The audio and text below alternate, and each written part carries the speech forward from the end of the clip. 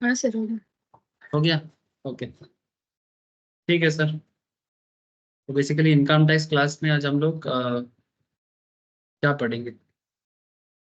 Agriculture में homework था, बच्चा लोग बोल रहे कि और होमवर्क मत कराओ, कुछ नया कर।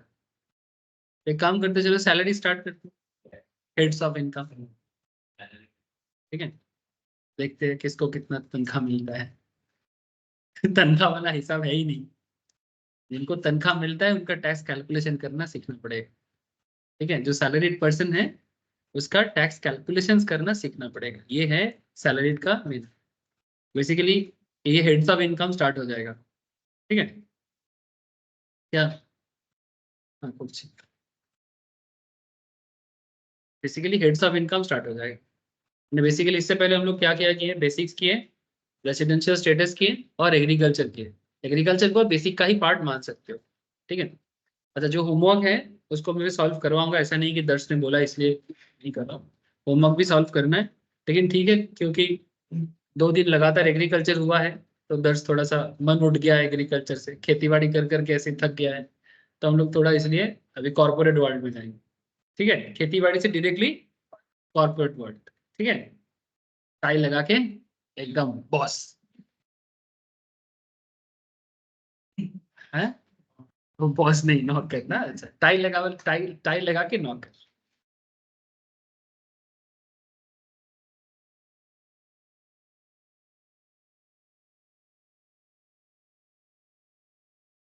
ठीक। टाई लगा के नौकर बनेंगे।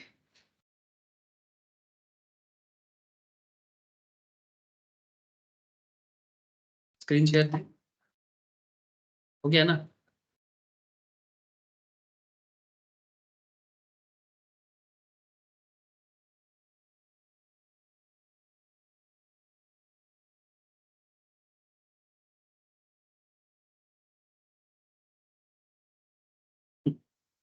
तो आज का टॉपिक है हेड्स ऑफ इनकम और टॉपिक का नाम है सैलरी, ठीक है। तो चलो पेन कॉपी रेडी कर लो, लेखा लेखा के हाथ दिखा देंगे। तो स्क्रीन से स्क्रीन शेयर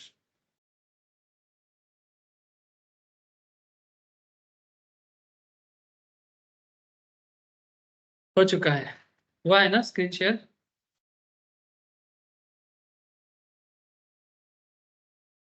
हाँ सर।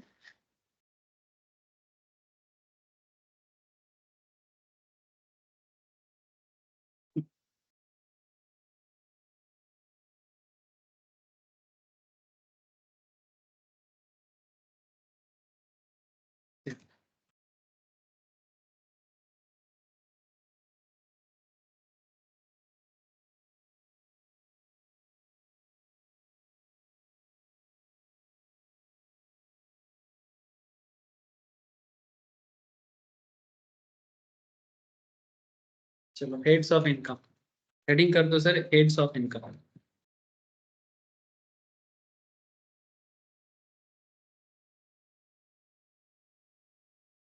इनकम टैक्स का जो बेसिक्स है, बेसिक्स में बेसिकली 2 ही चीज आता है सर। एक बेसिक कैलकुलेशंस, टैक्स बेसिक का जो कैलकुलेशंस लाइक टैक्स चार्ट क्या क्या होता है, किसको कितना टैक्स लगता है, जिन लोगों का बेसिक नीड्स है उनके लिए बेसिक का मैं बैकअप रेडी कर लिया। बस लाइसेंस ऐसा ही होगा तो मैं सबको शेयर करूंगा।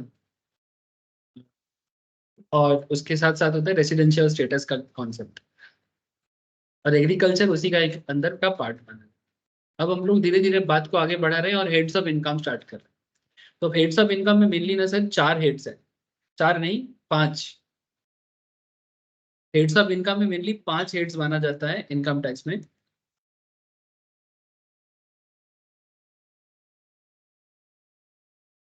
एक होता है सर सैलरी हेड, दूसरा होता है हाउस प्रॉपर्टी हेड,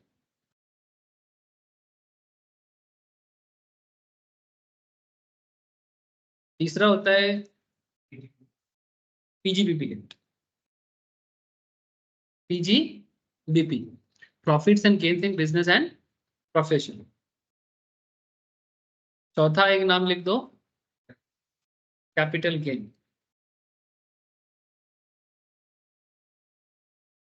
और एक पांचवा नाम लिख दो, मेरा जगह खत्म हो गई।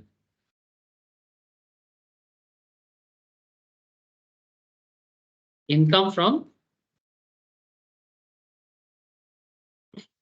अदर सोर्स, इसको हम लोग शॉर्ट में आईएफओस भी कहते हैं। क्या कहते हैं शॉर्ट में?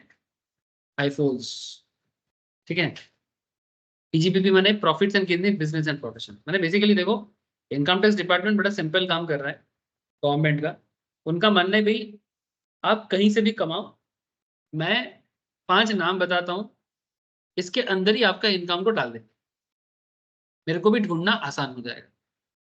जॉब के माने इनकम का कैरेक्टर को डिपेंड करते, माने सैलरी कमा रहे हो तो फिर जॉब कर रहे हो, है ना, या तो आप जॉब में कमाते हो या तो वेजेस में कमाते हो, माने या तो सैलरी होगा या तो वेजेस होगा। तो जब तुम्हारा सैलरी होगा या वेजेस होगा, मैं आपको सैलरी में डाल दूंगा। जब आपने प्रॉपर्टी से कमाना होगा, लाइक घर है उसको भाड़े पे लगा दिया रेंट देके, तो इनकम का सोर्स जब भाड़ा का होता है तो वो हाउस प्रॉपर्टी में आ जाता है। हाउस प्रॉपर्टी सेल करके जो कमाते हैं वो हाउस प्रॉपर्टी में नहीं आता, जो भाड़े से कमाते हैं वो हाउस प्रॉपर्टी में आते हैं। और जो प्रॉपर्टी बेच के कमाओगे वो कैपिटल गेन में आए। वेरी गुड सर, क्योंकि वो कैपिटल एसेट है।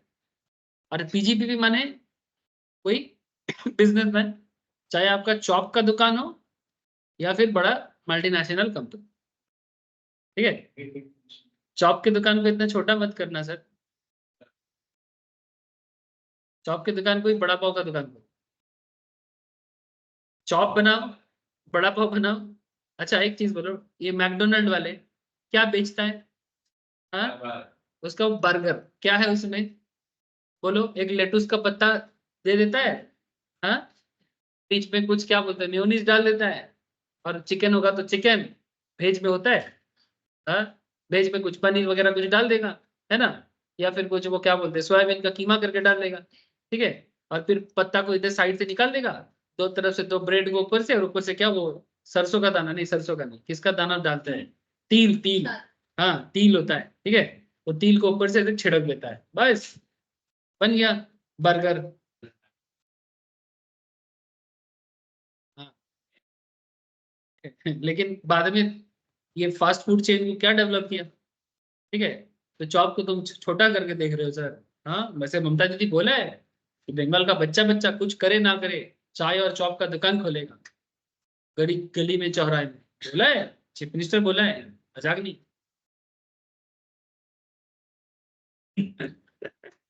बोला है बंगाल का बच्चा बच्चा चॉप की दुकान खोले, बसे जाओ। हाँ, बच्चा सॉफ्टवेयर इंजीनियर बन रहे, सोच रहे कि जॉब नहीं मिलेगा तो चॉप का दुकान खोलूंगा। जो भी हो, that's a different thing, but salary 8% है। बहुत जल्दी हो रहा है। हाँ, अब आ जाएगा, अभी पढ़ने का मन आ जाएगा। देखो, सैलरी हो गया, हाउस प्रॉपर्टी हो गया, पीजीपीपी हो गया। पीजीपीपी माने बिजनेस एंड प्रोफेशंस, इसमें जैसे as chartered profession, as company secretary profession, job नहीं। कंपनी में जॉब करोगे तो वो प्रोफेशन नहीं कहलाता है, ठीक है, वो सैलरी में आ जाएगा। प्रोफेशन माने जब तुम्हारा अपना फार्म होगा, एज ए सीए में जब अपना फार्म खोल के बैठोगे, ठीक है, सर्विस का काम करोगे, तब वो प्रोफेशन में आ जाता है। कैपिटल गेन माने कैपिटल एसेट बेच के कमाओगे, वो आएगा। और अदर सोर्स माने जिसका कोई घर नहीं है, वो अदर सोर्स में उसको घर मिलता है। मैंने गवर्नमेंट बड़ा चला गया, मैंने मानो कि बोलेगा भाई आपने सैलरी बोला था, मेरा सैलरी नहीं है। आपने हाउस प्रॉपर्टी बोला था, मेरा हाउस प्रॉपर्टी नहीं है। आपने पीजीपीपी बोला था, मैं पीजीपीपी भी नहीं करता। आपने कैपिटल गेन बोला था, वो भी नहीं है। गवर्नमेंट बोला ठीक है भाई, तू चला तो मैं 1.5 चला, ठीक है। तो एक ऐसा नाम दे दिया, अदर सोर्स। कुछ नाम पता नहीं चल रहा है, अदर सोर्स में डाल, सिंपल। ठीक है, इसके बाहर तुम भाग के जा ही नहीं सकते। ठीक है, तो ये बेसिकली 5 हेड्स है, और हम लोग उसमें से स्टार्ट करने जा रहे हैं।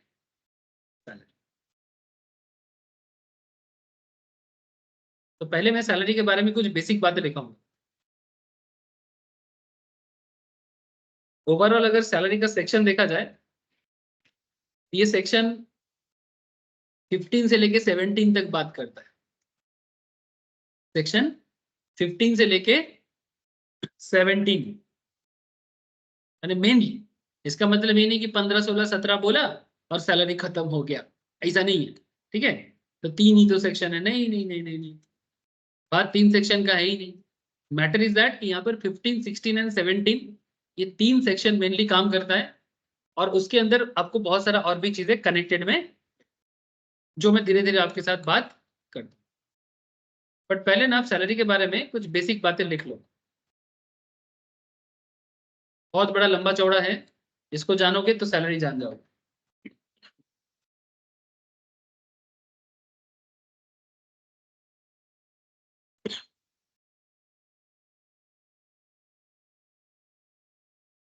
देखो सैलरी सेक्शन 15 टू 17 लिख लिया।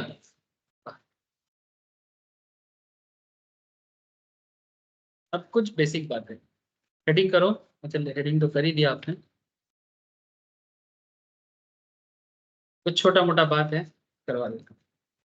एक एम्प्लॉयर एम्प्लॉय का इमेज बना दो, फोटो। तेरी फोटो को सीने से यार, किसको, कौन किसका फोटो को सीने में लगाएगा बोले तो? एक एम्प्लॉयर बनो ऐसा।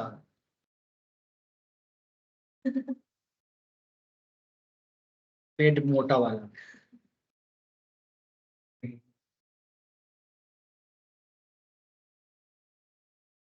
ये एम्प्लॉयर है।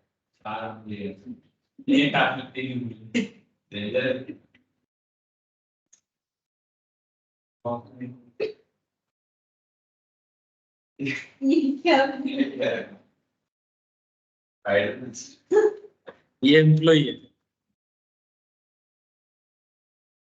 सर आप अपने हिसाब से ड्रॉ कर लो, मेरा तो लाज शर्म है नहीं, मैं कुछ भी ड्रॉ कर देता हूँ। ठीक है, आप लोग तो हो सर पाब्लो पिकासो, आप लोग अपने हिसाब से ड्रॉ कर लो।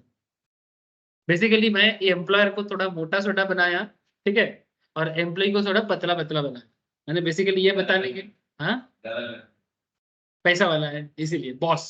ठीक है, ये बॉस है, ठीक है, और ये उसका एम्प्लॉय है।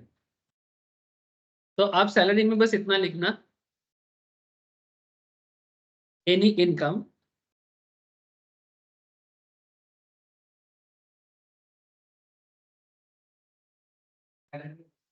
हाँ, any income is chargeable under the head salary if the relationship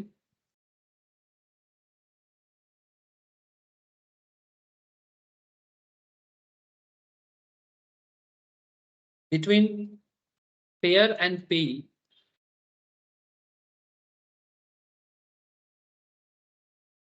the relationship between payer and payee is the relation of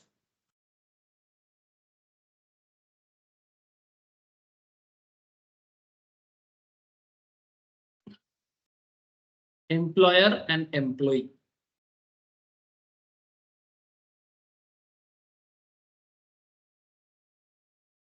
Any income is chargeable under the head salary if the relationship between payer and payee is the relationship of employer and employee. ठीक है,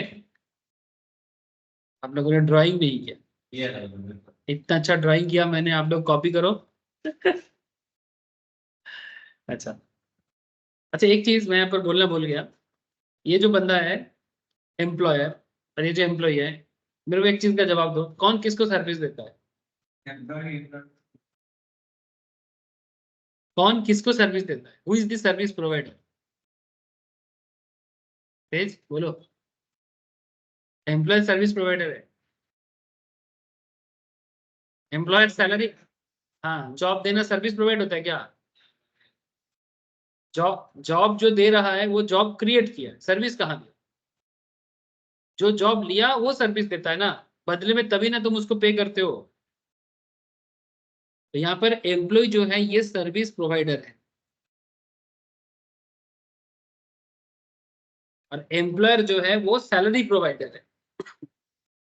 समझ में आया? इसलिए any income is chargeable under the salary the relationship between payer and payee is the relationship of employer and employee. उसमें employee जो है वो एम्प्लॉयर को सर्विस देता है।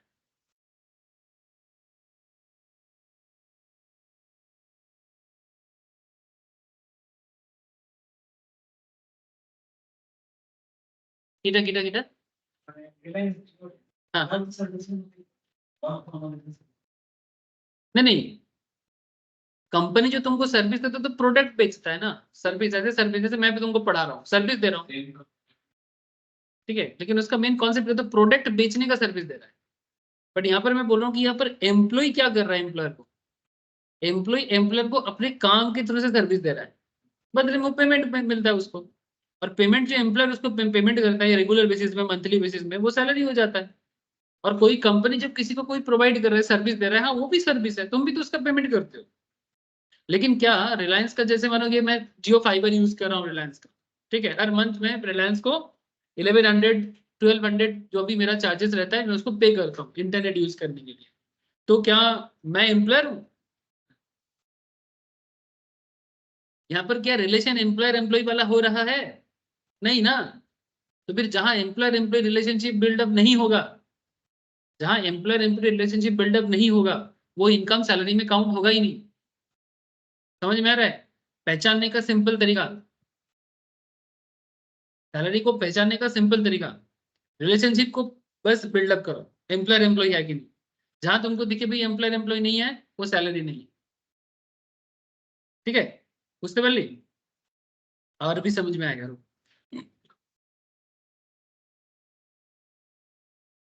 एक चीज लिखो, remuneration receipt, remuneration receipt by the partner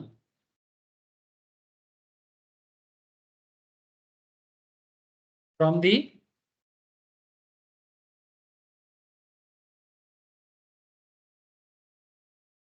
partnership firm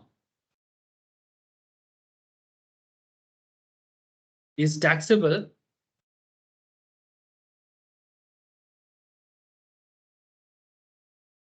under the head business and profession. Okay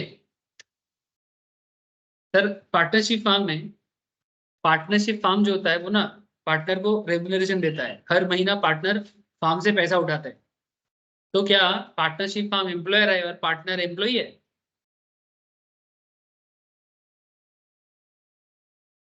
नहीं है, क्योंकि पार्टनरशिप फार्म में जो पार्टनरशिप चलता है उसमें एम्प्लॉयर एम्प्लॉय वाला रिलेशनशिप क्रिएट नहीं होता है, भले ही पार्टनरशिप फार्म पार्टनर को रेम्यूनरेशन दे, बट क्योंकि उसमें एम्प्लॉयर एम्प्लॉय रिलेशनशिप बिल्डअप नहीं होता, ठीक है, तो हम उसमें सैलरी काउंट नहीं कर सकते।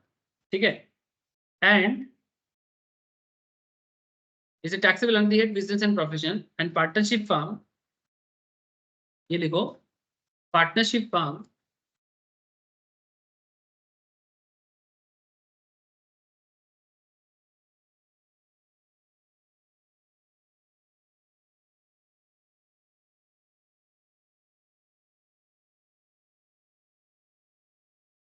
लाना चाहिए बिजनेस एंड प्रोफेशन, सॉरी एक चीज मैंने गलती कर दी, एंड रिलेशन बिटवीन, ये वर्ड मिसिंग है, वही मैं सोच रहा हूँ कुछ तो मिसिंग है, relation between partner and partnership firm is not a relationship of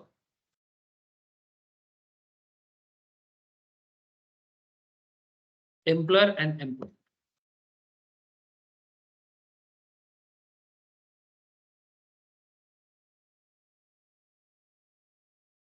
Very simple thing. Simple থেকে ঠান্ডা লাগছে, গরম লাগছে, পাখা বন্ধ করলে অসুবিধা আছে? এই कोई तेज थोड़ा बंद करेगा ये वाला पंखा?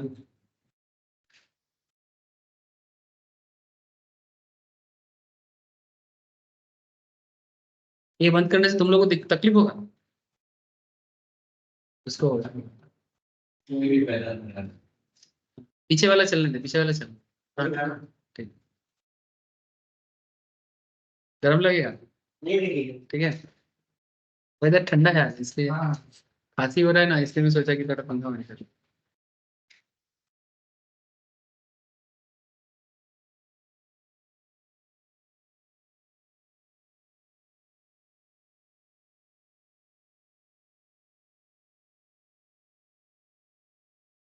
समझ गए सर?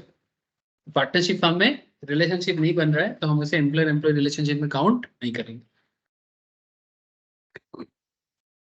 तो ये होता है सैलरी का बेसिक पहचान। आगे लिखें सम इम्पोर्टेंट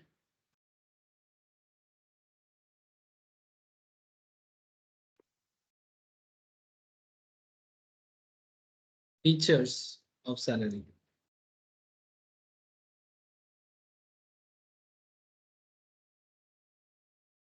जैसे एक पॉइंट लिखो, पहला बात है कि रिलेशन क्या होना चाहिए, अभी लिखाया, relation of employer and employee. पहला बात तो ये होना चाहिए। दूसरा, पेमेंट में वेजेस एंड सैलरी होना चाहिए। आप में से कोई मुझे बता सकते हो सर वेजेस एंड सैलरी में क्या डिफरेंस है?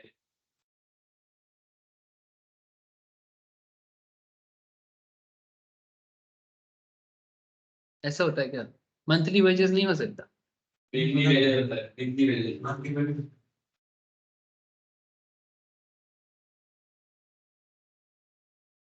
मतलब जैसे दर्श ने बताया कि वेजेस मंथली बेसिस में दिया जाता है, सॉरी वेजेस डेली बेसिस में दिया जाता है और ये मंथली बेसिस में दिया जाता है।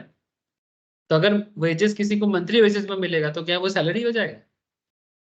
सर वेजेस इमीडिएटली पे। अब ये बता दें कि वेजेस इमीडिएटली पे करता है, क्या वीकली वेजेस नहीं होता? हाँ, weekly होता है। तो what is the difference between wages and salary? एक मेन पहचान है सर, क्या पहचान है जिससे पता लगता है कि वेजेस क्या है सैलरी क्या है? ये ऑनलाइन में कोई बोलेगा? तनोन, प्रिया, हाँ? वेजेस पे टीडीएस नहीं करते, बहुत दूर का सोच रहे हैं। इतना दूर नहीं जाना है।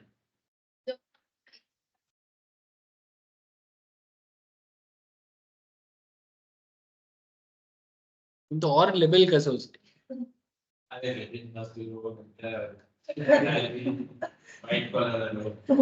ये बात जो बोला ना, इसी बात को थोड़ा सा तरीके से बोलो, इसी बात को थोड़ा तरीके से बोलो, ठीक है? तो मतलब समझ में आ जाएगा। देखो थोड़ा तरीके से बोलो, ठीक है? Wages paid to manual worker,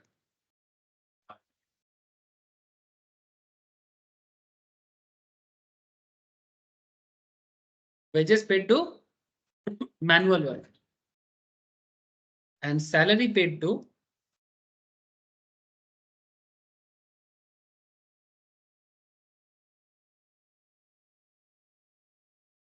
salary paid to, बोलो, नॉन मैनुअल वर्कर।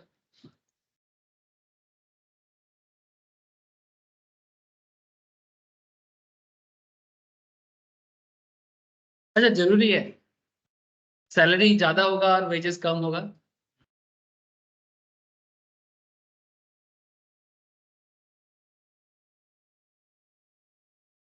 सर कोई कोई लेबर ना सैलरीड पर्सन से भी ज्यादा कमाता है।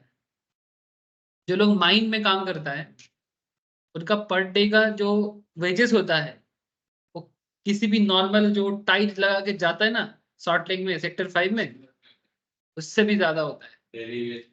बड़ा बाजार में कुछ लोग जो लेबरी करता है, वो जो ठेला ठेल के काम करता है ना, ठीक है, उनका पर डे का पगार कम से कम 500-700 टका कम से कम होता है, उससे भी ज्यादा होगा। मैं एक दिन काउंट किया था 900 टका पर डे कमाता है वेजेस, वो जो लोग सामान ढोता है।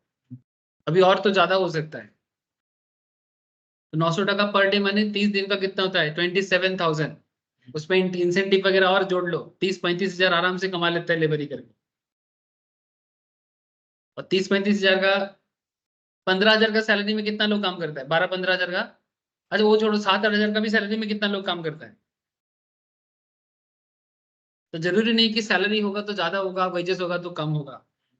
मतलब ये सब परसेप्शन है ना दिमाग में हम लोगों का, इसलिए मैं बोल रहा हूँ। नहीं तो बोलने का कोई जरूरत नहीं है। बट ये जो परसेप्शन बना होता है कि सैलरी मैंने ज्यादा वेजेस मैंने कम, ऐसा नहीं है। हाँ, टैक्सेबल है। नहीं ये जो डेली सुबह देखना, यहाँ पर एक लड़का है, उसका बीबी और वो यहाँ पर कचरा उठाता है, देखना, ठीक है, हर एरिया में मिलेगा, यहाँ पर ही मेरे घर पे ही रहता है, यहाँ पे ही रहता है। तो इसका, ये लोग आसपास में जितना घर में काम करता है, तो मैं एक दिन पूछा कितना घर में तुम सामान रेगुलर निकालते हो, तो मैंने हिसाब किया कम से कम 10 से 15 घर में ये लोग रेगुलर करके निकालते हैं। तो एक एक घर से, मैंने एक एक फ्लैट से कम इनको 2 से 3 हजार का पर मंथ आता है। 150 से 200 टका हम लोग मेंटेनेंस देते हैं, मेंटेनेंस का एक पार्ट सिर्फ इनके खर्चा में जाता है। तो एक एक फ्लैट से अगर 200 टका करके जाता है इनको, ठीक है, तो 200 टका मंथली। तो अगर मानो एक बिल्डिंग में अगर 5 वाला बिल्डिंग है, दो दो करके फ्लैट है, 10 फ्लैट है, 10 फ्लैट में 200 मनी कितना होता है, 2 हजार। अगर ऐसा 5 फ्लैट में करता है तो 10 हजार होता है, तो मैं हिसाब लगाया था 10 फ्लैट में करता है, तो कचरा साफ करके ये लोग 20 से 25 हजार कमा लेता है। काम इतना आसान नहीं है, पैसे से मत तोलो। इतना गंदगी साफ करना is not a easy task. But मैं कहना ये चाहता हूँ, ये भी तो वेजेस ही कमाता है, लेकिन खराब नहीं कमाता, और कमाना भी चाहिए। गटर साफ करने का काम, ये लोगों का घर का कचरा साफ करने का काम, आसान काम थोड़ी है सर, हर कोई तो करेगा भी नहीं ना, दूसरे कंट्री में जाके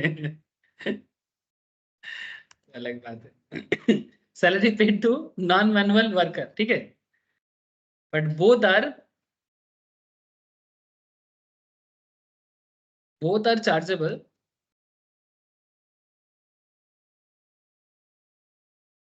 under the head salary. Priya वहां से कोई network issues, both are chargeable under the head salary, ठीक है, both are chargeable under the head,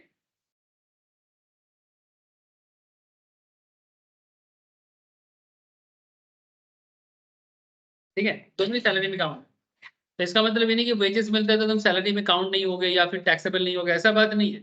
वो अलग बात है कि हर कोई देगा नहीं, इंडिया में तो एटलीस्ट, बाहर का कंट्री का डॉलर पर वीकली वेजेस, हाँ डॉलर पर वीकली वेजेस, मिलता है। वेजेस मिलते सैलरी, अच्छा, पर मैच के हिसाब से देते हैं। Weekly wages. आप टीम में वो एक सीजन खेलोगे, वीकली आपको पैसा मिलेगा, बैट में खेलोगे।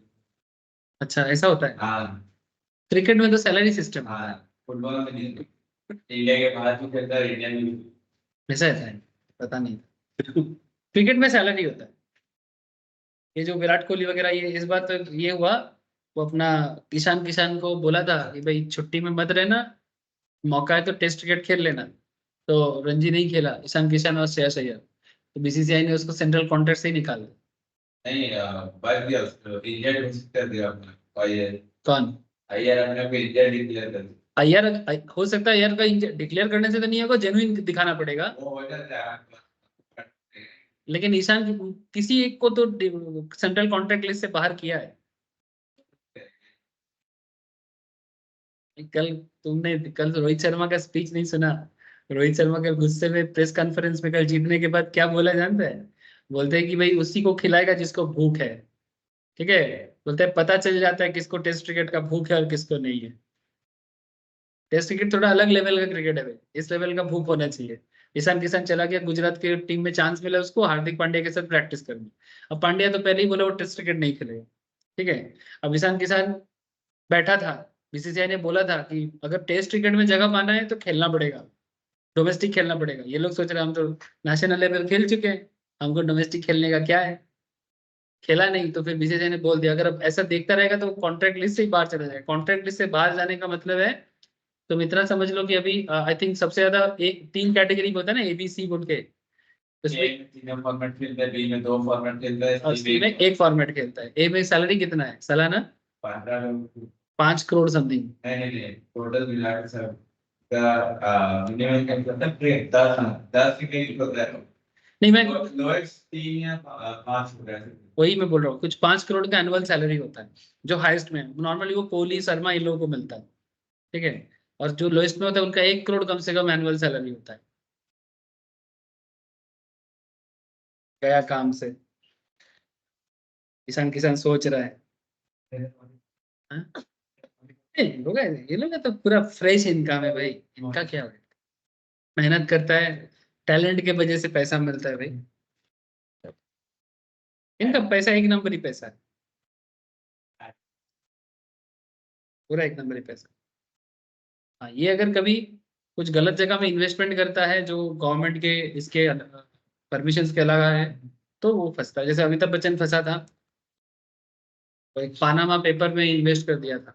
पानामा बोलते साउथ अमेरिका का एक कंपनी है, उसमें फिर बाद में बहुत जोर का फंसा था। इनकम टैक्स के बहुत बार रेड पड़ा है अमिताभ बच्चन पे, लेकिन वो हमेशा क्लीन चिट पाया है, लेकिन मुश्किल में बहुत पड़ा है वो।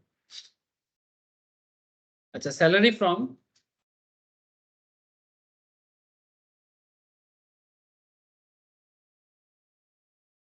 मोर देन वन सोर्स। अभी आई थिंक इंडिया का सबसे highest income tax individual level पे इनकम टैक्स का हाईएस्ट टैक्स पेयर है अक्षय कुमार। लगातार 3 साल से एक नंबर पोजिशन पे है, हर साल number 1 tax payer. Salary from more than one source, mister x.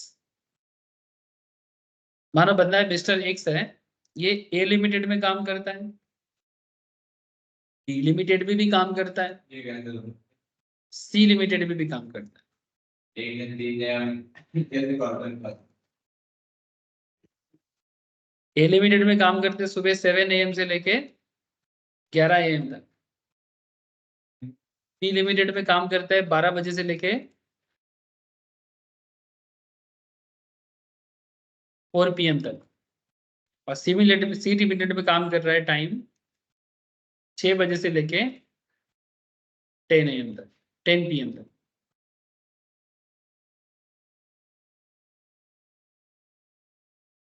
भाई को भी बताता तो वो छोड़ो ना, एग्जाम्पल को समझने का कोशिश करो। हो सकता है बहुत लोग करता है, मैंने भी ऐसा लोग देखा, ऐसा नहीं कि नहीं देखा। पर ऐसे मेंशन को एरिया में आप एम्प्लॉयड वहां पे दूसरे मीटिंग में लगती है तुम तो अपना टाइम देखो भाई, सुबह किसी जगह में काम करते हो 4 घंटे का काम है, करो ना, कौन मना करता है। फिर दूसरे जगह में जाओ, तुम अपने टाइम पे वहां पहुंचोगे तो फिर कौन तुमको रोकने वाला। तुम एक साथ अगर 4 जॉब कर सकते हो तो 4 जॉब करो, कोई तुमको थोड़ी ना रोकेगा। लेकिन अगर मानो कि कंपनी का टाइम इतना पूरा सारा दिन देना पड़ता है, तब तुम कैसे करोगे। अगर कोई कंपनी बोले भाई 9 बजे आना है और 6 बजे छोड़ूंगा, उससे पहले नहीं छोड़ना है, तो फिर तुम ऐसे केसेस में तुम वहां ज्वाइन नहीं कर सकते। अगर तुमको एक साथ 3 कंपनी में काम करना है, लेकिन वो डिफरेंट काइंड ऑफ वर्क का कॉन्सेप्ट होता है। जैसे मैं एक भैया था, वो एक इंस्टीट्यूट में सुबह नेटवर्किंग का काम करता था। नेटवर्किंग का माने सुबह वहां पे सैटेलाइट क्लासेस चलता था, तो जितना सैटेलाइट क्लासेस चलता था वो सारे सैटेलाइट क्लासेस को अरेंज करता था, और प्लस स्टूडेंट एडमिशन वगैरह का भी सुबह का। सैटेलाइट माने जैसे मानो कि कोई टीचर है साउथ इंडिया से पढ़ा रहा है, कोलकाता में उसका कोचिंग चल रहा है, ठीक है, दिल्ली से पढ़ा रहा है, कोलकाता में कोचिंग चल रहा है। तो पहले तो इंटरनेट इतना अच्छा नहीं था, तो सबका पर्सनल सैटेलाइट होता था, तो सैटेलाइट में उस एजुकेशनल कंपनी को इन्वेस्ट करना पड़ता था, फिर उस सैटेलाइट के थ्रू से ऑनलाइन क्लासेस होता था। वही नेटवर्किंग ही है, पर वो थोड़ा और बड़े पैमाने में, मतलब आज से 5 साल 6 साल पहले यही सिस्टम चलता। आजकल तो ऑनलाइन क्लासेस बहुत ईजी हो गया है, अभी यहाँ बैठ के लोग कहीं पर भी क्लास कर सकते हैं, बट पहले ये सिस्टम पॉसिबल नहीं था। ये जितना चीजें आसान हो रहा है, हम लोग इसका कदर नहीं कर पा रहे हैं। अब सोच भी नहीं सकते कि कितना बड़ा प्रॉब्लम सॉल्यूशन है। तो वो सुबह क्या करता था, 6 बजे से लेकर 10 बजे तक इंस्टीट्यूट में होता था। फिर एक दिन मैं शाम को कहीं पर आसपास में कहीं खेलने गया, वहां देखा वहां पर काम कर रहे हैं, वहां पर एक फैक्ट्री था। बोले हाँ क्या कर रहे हो, बोले भाई यहाँ पर मैं 12 बजे से लेकर 4 बजे तक सिक्योरिटी गार्ड का काम करता हूँ। ठीक है, फिर मैं बोलता हूँ और भी कुछ करते हो, बोले हाँ, शाम को 7 बजे से लेकर 10 बजे तक मैं और एक कंपनी में दूसरा काम करता हूँ। करता है, लोगों का मजबूरी होता है, कर सकता है, ऐसा नहीं कि नहीं होता, होता है। और टैक्स भी यही बताना चाह रहा है कि भाई आपका source of income more than अलग अलग कंपनी से हो सकता है। लेकिन मानो कि आप यहां से कमा रहे हो 2 लाख, एनुअल है, ठीक है, पर एनम। आप यहां से कमा रहे हो मानो 1 लाख, पर एनम, ठीक है। और सिमुलेटर से थोड़ा ज्यादा कमा लेते हैं, 4 2 6 5 लाख कमा लेते हैं, ठीक है। 5 लाख, 5 2 7 8 लाख, तो टोटल कुल मिला के आपका इनकम बन जाता है 8 लाख। ये पूरा का पूरा 8 लाख टैक्सेबल हो जाए। मैंने, आप ऐसा नहीं बोल सकते कि मैंने बी लिमिटेड से तो 1 लाख कमाया, जो कि बेसिक लिमिट से कम है। बेसिक लिमिट क्या है आपका न्यू रूल के हिसाब से? 3 लाख, 3 लाख और 2,50,000, 7 लाख तो आपका ये है सर, रिबेट का लिमिट है। आपका बेसिक लिमिट में जब भी बात करूं, या तो आप 3 लाख बोलोगे या तो 2.5 लाख बोलोगे, है ना। डिफॉल्ट सिस्टम में 3 लाख माने 115 बीएससी में, और अगर तुम ओल्ड फैशन में जाओगे तो फिर 2.5 लाख का है, ठीक है। नॉर्मल प्रोविजन में 2.5 लाख है। तो वो ये नहीं बोल सकते कि भाई बी लिमिटेड से मैंने 2.5 लाख से कम कमाया, ए लिमिटेड से मैंने 2.5 लाख से कम कमाया, तो मेरे को यहाँ पर छूट देना पड़ेगा। नहीं नहीं नहीं, आपका तीनों सोर्स मिला के अगर आपका टोटल इनकम बेसिक लिमिट को क्रॉस करता है, बेसिक लिमिट तो क्रॉस करेगी, 8 लाख कमा रहा है तो, ठीक है, तो उसको ये पूरा टैक्सेबल इनकम रिटर्न फाइल करना पड़ेगा। इसका तो रिटर्न फाइल भी होगा, टैक्स लाइबिलिटी भी होगा। बात माथा में जा रहा है ना सर? और लिखिए,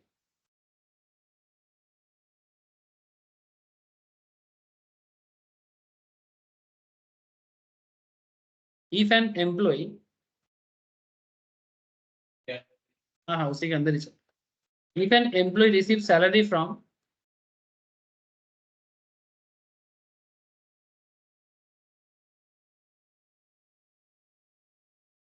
मोर देन वन सोर्स, जो मैंने अभी लिखा है उसी को थोड़ा एक्सप्लेन कर दे रहे हैं। Say A limited, B limited, C limited etcetera,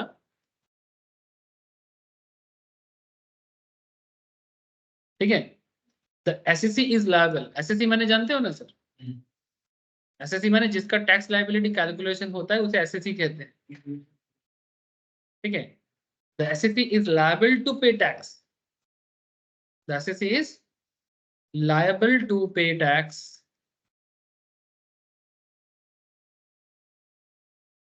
for each and every source। आपको हर सोर्स के ऊपर ही टैक्स देना पड़ेगा, अगर वो टैक्स लायबिलिटी टोटल में क्रॉस कर जाता है तो देना ही पड़ेगा। क्या हो गया?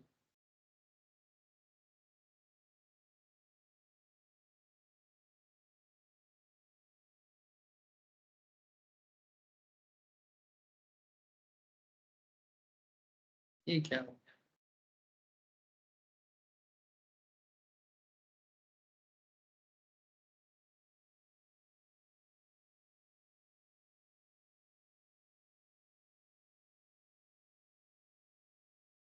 ठीक है, for each and every source. Next 4 number point,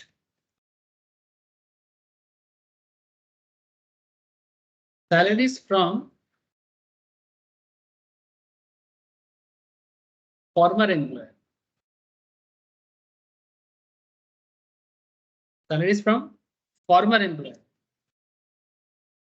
present and prospective employer,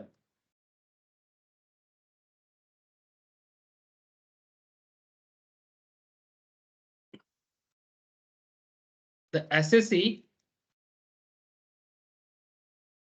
is liable to pay tax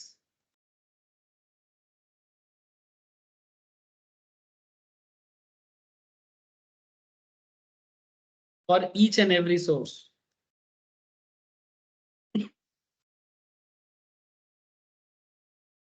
मतलब बहुत सिंपल कहना चाहता है कि भाई फॉर्मर एम्प्लॉयर माने पेंशन, ठीक है। फॉर्मर एम्प्लॉयर से क्या मिलता है? पेंशन मिलता है, माने पहले काम करते थे लेकिन अभी भी पेंशन मिल रहा है। प्रेजेंट एम्प्लॉयर है, प्रोस्पेक्टिव, प्रेजेंट माने अभी जहां काम करते हो, प्रोस्पेक्टिव माने फ्यूचर में जिसके पास काम करोगे लेकिन अभी तक ज्वाइन नहीं किया। लेकिन कई बार क्या होता है ना, कोई अच्छा एम्प्लॉय होता है ना, तो प्रोस्पेक्टिव एम्प्लॉयर उसको कुछ एडवांस पेमेंट कर देता है। हाँ, दमदार बनो, लोग खरीदने के लिए बैठा रहे। मैंने तुमको पहले पैसा दे के बुक कर लेगा भाई, कहीं और ज्वाइन ना करे। समझ रहे हो सर? आप लोग ना एक चीज नहीं समझ पाते, आप लोगों को लगता है कि चारों तरफ ये जॉब जॉब जॉब क्राइसिस को देखते हुए आप लोगों को लगता है कि जॉब पाना बहुत मुश्किल है ना सर? एक आम सोच है लोगों का कि चारों तरफ ये बोलता है जॉब नहीं है, वो बोलता है जॉब नहीं है, वो बोलता है जॉब नहीं है, तो आप लोग एक कॉमन एक परसेप्शन बना लेते हो, इसका मतलब जॉब नहीं है। अगर जॉब नहीं में अगर किसी को जॉब लग जाता है तो ये बहुत बड़ा तीर मार दिया होगा, ये एक कॉमन परसेप्शन है। लेकिन मैं आपको एक बहुत सीक्रेट बात बताता हूँ, ये सोच एकदम गलत है। जॉब भरा पड़ा है, बस आप जॉब के लायक बन जाओ।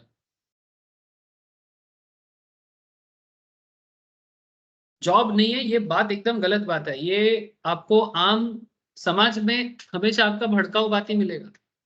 वो हमेशा नेगेटिव सोचता है। देखो सबसे ज्यादा नेगेटिव तो आपके घर में जो लोग हैं ना, वो सोचना नहीं चाहते, रिलेटिव उनको सोचने में बाध्य कर देगा। ठीक है, रिलेटिव यही चाहता है कि आप हमेशा, रिलेटिव है कि कसाई है समझ में नहीं आता भाई। जिसको देख के बचपन में खुशी होता था, बड़े हो गए उसी को देख के डर लगता है। ठीक है, तू कैसा है, कैसा चल रहा है तेरा, ऐसा कुछ नहीं पूछेगा। हाँ, तो रिजल्ट निकलने के दिन क्या हुआ मेरे को भी बहुत जीवन पॉइंट पे जा रहा हूँ, तो आपका वीडियो ठीक है, जो भी हो। बट देखो सर, फिर बाद में क्या होता है ना, घर में रिश्तेदारी खराब होता है ना? क्या? हाँ, मेरे क्या मेरे सामने जन्मा हुआ बच्चा ऐसा जवाब दे रहा है, ऐसे ही बोले ना, हमार हाँ, हमारे सामने जन्मालो तारा बार तो बड़ बड़ कथा। हाँ, ऐसा बात करेगा। तो मैं कहना ये चाहता हूँ कि आप लोग जो सुनते हो, इन्हीं लोगों का सुनते हो ना, तो फिर आप इनका सुन के परसेप्शन बनाओगे तो आपका परसेप्शन कितना सही होगा। तो कृपा करके ऐसे लोगों का परसेप्शन पे अपने आप को दूर रखो। ठीक है, आरबीआई कहता है क्या कहता है आरबीआई? सावधान रहे, सतर्क रहे। ठीक है, और सोच समझ के डिसीजन ले, अपना डिसीजन खुद ले, सुनो सबकी करो अपनी। ठीक है, और किसी के राय को सच ना माने। तुम बस अपने अपने बातों पे भरोसा रखो कि तुम क्या कर सकते हो, ये चीज तुम देख लो। भाई इंसान जो करता है वही चलता है, ये तो मैंने देखा, जितना देखा। अब आधा दाढ़ी भी नहीं पका अभी तक, बट कुछ तो पका है रे बाबा, इसमें कुछ तो देखा। जिस दिन पूरा दाढ़ी पकेगा और देख लूंगा। भूखा तो कोई नहीं मरता, सबको खाना मिलता है। हाँ, अब किस लेवल का तुमको लग्जरी मिलेगा वो डिपेंड करता है, आपके मेहनत पे लगन पे डिपेंड करता है। आज मैं एक 4D डिस्कवर किया था, 4D। 4D क्या होता है? 4D कहीं पर लिखा नहीं है, ये मैंने डिस्कवर किया। आपके अंदर डिजायर या डिमांड होना चाहिए, जो भी लोग, ठीक है। आपके अंदर डिटर्मिनेशन होना चाहिए, आपके अंदर डेडिकेशन होना चाहिए, ठीक है, और आपके अंदर डिसिप्लिन होना चाहिए। ठीक है, ये 4 Ds ऑफ लाइफ, सुबह डिस्कवर किया इसको। ठीक है सर, किसके लिए? अपने लिए। ठीक है, कभी कभी खुद को भी अंदर से मोटिवेट करना पड़ता है ना। ठीक है, हो नहीं रहा है, हो नहीं रहा है। ठीक है, मेरा भी बहुत सारा नेगेटिव है सर। ठीक है, जैसे क्लास स्टार्ट करने में लेट होता हूँ। ठीक है, ये मेरा नेगेटिव है। तो मैं सोचता हूँ, मैम से डांट पड़ता है ना। ठीक है, कि तुम टाइम पे कब करोगे, क्या करोगे, सारा दिन मेरे को उसे सुनना पड़ता है, क्योंकि मैम बड़ा टाइम पे एकदम पक्का है। ठीक है, तो वही मैं सोचता हूँ फिर मेरे को भी डिसिप्लिन होना होगा, डेडिकेटेड होना होगा। ठीक है, तो जो भी हो, बट मैंने एक चीज सोचा कि आपके अंदर डिजायर होना चाहिए। ठीक है, जो बात कल रोहित शर्मा ने बोला, भाई भूख होना चाहिए, अंदर आग दौड़ना चाहिए। भाई अंदर आग नहीं है, भूख नहीं है, हाँ, फिर बाद में डेडिकेशन नहीं है, डिटर्मिनेशन नहीं है, बंदा कहाँ तक पहुंचेगा?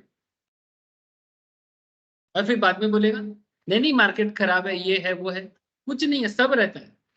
अब करो तो सही ठीक ठाक से, करके देखो। फिर ना मिले तो बोलना मैं भी यही हूँ, इतना जल्दी मरूंगा नहीं। भगवान भी बुलाने के बारे में 10 बार सोचेगा। नहीं, अब बोल रहा हूँ तो बुला लेगा भाई।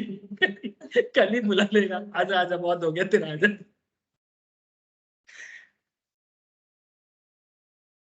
अच्छा, ईच एंड एवरी सोर्स, ठीक है। तो फार्मर से भी पैसा लेगा तो भी, प्रेजेंट से भी लेगा और प्रोस्पेक्टिव से भी लेगा।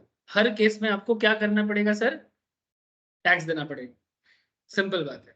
ऐसा नहीं कि वो तो पेंशन है ऐसा नहीं है। ये जो लोग मिलिट्री फौजी वगैरह में काम करते हैं उनको सरकार की तरफ से पेंशन एक मिलता है ना सर, है ना। और फिर बाद में 44 45 में वॉलंटरी रिटायरमेंट लेता है ना काफी लोग, है ना।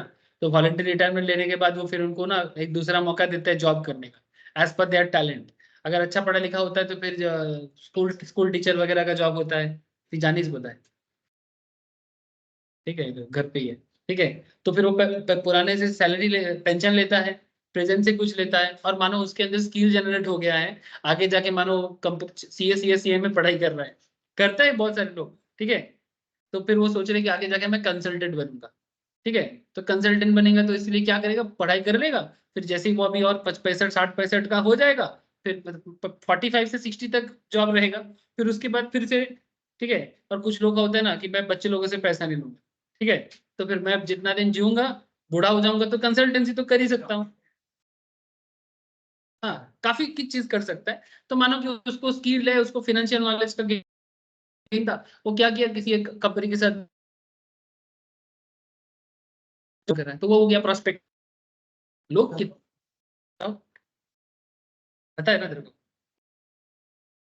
वो चाबी खोल के सीधा चले जाए।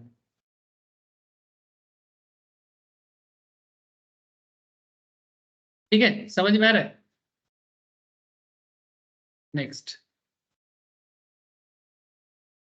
एक कॉन्सेप्ट होता है सर, फॉरगोइंग ऑफ सैलरी। क्या होता है?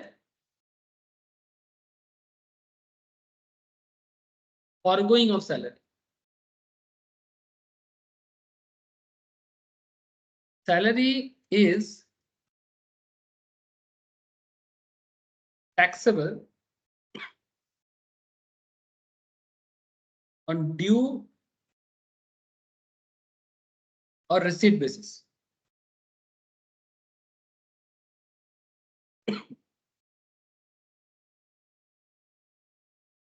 Salary is taxable on due or receipt basis.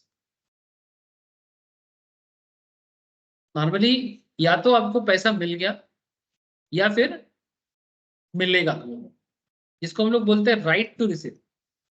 जैसे आपको पता है, आप जिस दिन किसी कंपनी में ज्वाइन करते हो, अच्छा सैलरी नॉर्मली क्या होता है, ड्यू बेसिस में होता है ना। मैंने आप जैसे ही ज्वाइन कर लिया, क्या ज्वाइन करते ही सैलरी मिल जाती है कि 1 महीने कंप्लीट करने के बाद मिलता है? 1 मंथ सर्विस दोगे फिर जाके तुमको सैलरी दिया जाएगा। तो जैसे पहले दिन तुमने ज्वाइन किया ना, तुम्हारा राइट टू रिसीव जनरेट हो गया। अब तुमको वो सैलरी पाने में कोई नहीं रोक सकता, अगर तुमने पूरा किया तो। अब आधा करेगा तो फिर उसका प्रोपोर्शनेट जो होता है एज पर कंपनी रूल्स वो मिलता है, ठीक है। बट अगर तुमने ज्वाइन कर लिया तो तुम्हारा राइट टू रिसीव जनरेट हो जाता है। बात समझे कि नहीं? तो फॉरगोइंग ऑफ सैलरी क्या होता है, salary is taxable on due और रिसीट बेसिस मेनली। ऐसे तो फॉरगो करने का मतलब होता है कि भूल जाना, है ना, कि मैं फॉरगेट हो गया या फॉरगो कर गया। तो इसको ऐसे लिखो। अच्छा, इसमें एक बात और लिखना, व्हिच एवर इज अर्लियर। माने ये जो पॉइंट मैंने लिखा है, salary is taxable on due और receipt basis whichever is earlier, जो पहले होगा। माने अगर पहले रिसीव करेगा तो ऑब्वियसली पहले रिसीव टैक्सेबल हो जाएगा, और अगर पहले ड्यू होगा तो ड्यू बेसिस में ही टैक्सेबिलिटी आ जाता है। मैंने नहीं मिला नहीं तो मैं टैक्स क्यों दूं, ऐसा नहीं होता है। आपको मिलने वाला है उसका भी आप टैक्स दे सकते हो, देना पड़ता भी है। नेक्स्ट लिखना sir, once an employ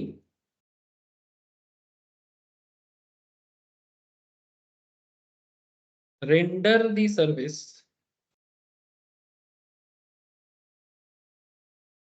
or right to receive generate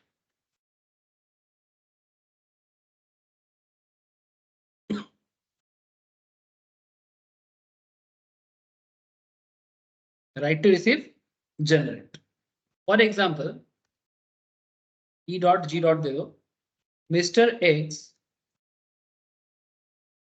an employee of P Limited X render the service for entire 12 months.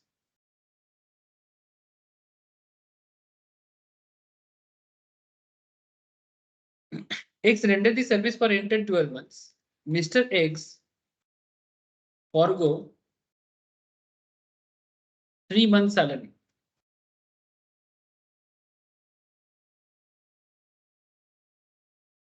As per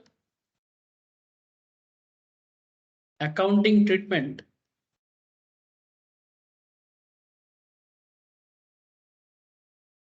of salary, Mr. X is liable to pay tax on entire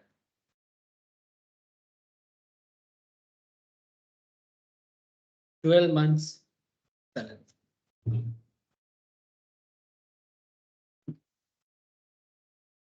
समझ रहे हैं?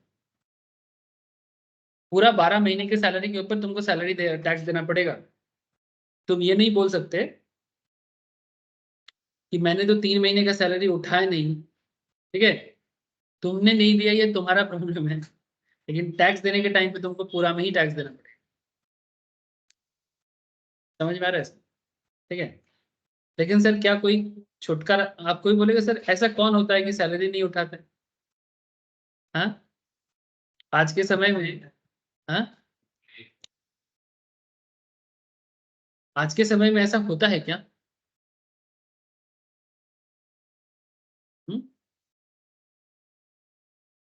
चलो मैं आपको एक चीज दिखाता हूँ.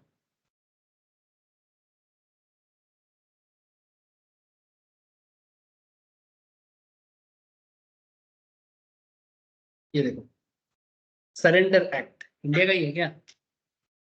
Surrender act, voluntary surrender of salary, exemption from Taxation Act 1961. This act exempts a portion of an individual salary or allowance from taxes if they volunteer to forego it in the public interest. कुछ समझा? ठीक है, माने कुछ लोग ऐसे भी होते हैं सर जो देश के हित में कभी कभार सैलरी नहीं लेते. ठीक है, लेकिन देश के हित में सैलरी नहीं लेता, लेकिन तो फिर वो सैलरी क्या होता है? वो सरकार के दूसरे काम में आएगा. ठीक है, लेकिन तुम फॉरगो कर जाओगे, ये तुम्हारा प्रॉब्लम. अगर तुम्हें सैलरी नहीं लेना है तो तुमको सरेंडर एक्ट में इसको फॉर्म फिलअप करके बताना होगा कि मैं सैलरी को सरेंडर कर रहा हूं. अगर तुम as per surrender act salary को सरेंडर करते हो तो फिर गवर्नमेंट तुमको उसका टैक्स नहीं मांगेगा. ठीक है, इसके लिए लॉ भी है सर, सरेंडर लॉ. ठीक है, ये हर देश में ही होता है बट हमारे इंडिया में है सर. वो देखा ना स्टार्टिंग में चैट जीपीटी ने तो वही दिखाया. चैट जीपीटी नहीं, ये क्या है? एआई है, वो गूगल का है ना, वही तो दिखा दिया. ठीक है, यही एक्चुअली मैं आपको एक्चुअली दिखाने भी वाला था. ठीक है, तो गूगल में सर्च किया तो गूगल में दिखा. ठीक है, लिख लिया सर. तो फॉरगो करने से सैलरी 3 महीने का फॉरगो कर गया था, पर आप 12 महीने का सैलरी आपके नाम पे ऑलरेडी ड्यू हो चुका है. आपने नहीं लिया, आपका प्रॉब्लम है. सैलरी में पूरा 12 महीने की सैलरी के ऊपर ही टैक्स देना पड़ता है. लेकिन किंतु परंतु अगर कभी पब्लिक इंटरेस्ट में आप सैलरी को फॉरगो करना चाहते हो तो आप एक काम करो सर, 5 नंबर पॉइंट में लिख दो, surrender of salary.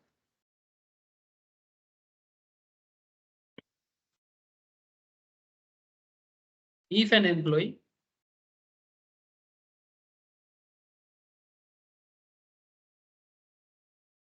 surrender his salary to Central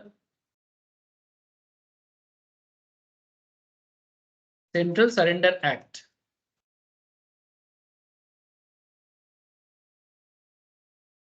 then employee is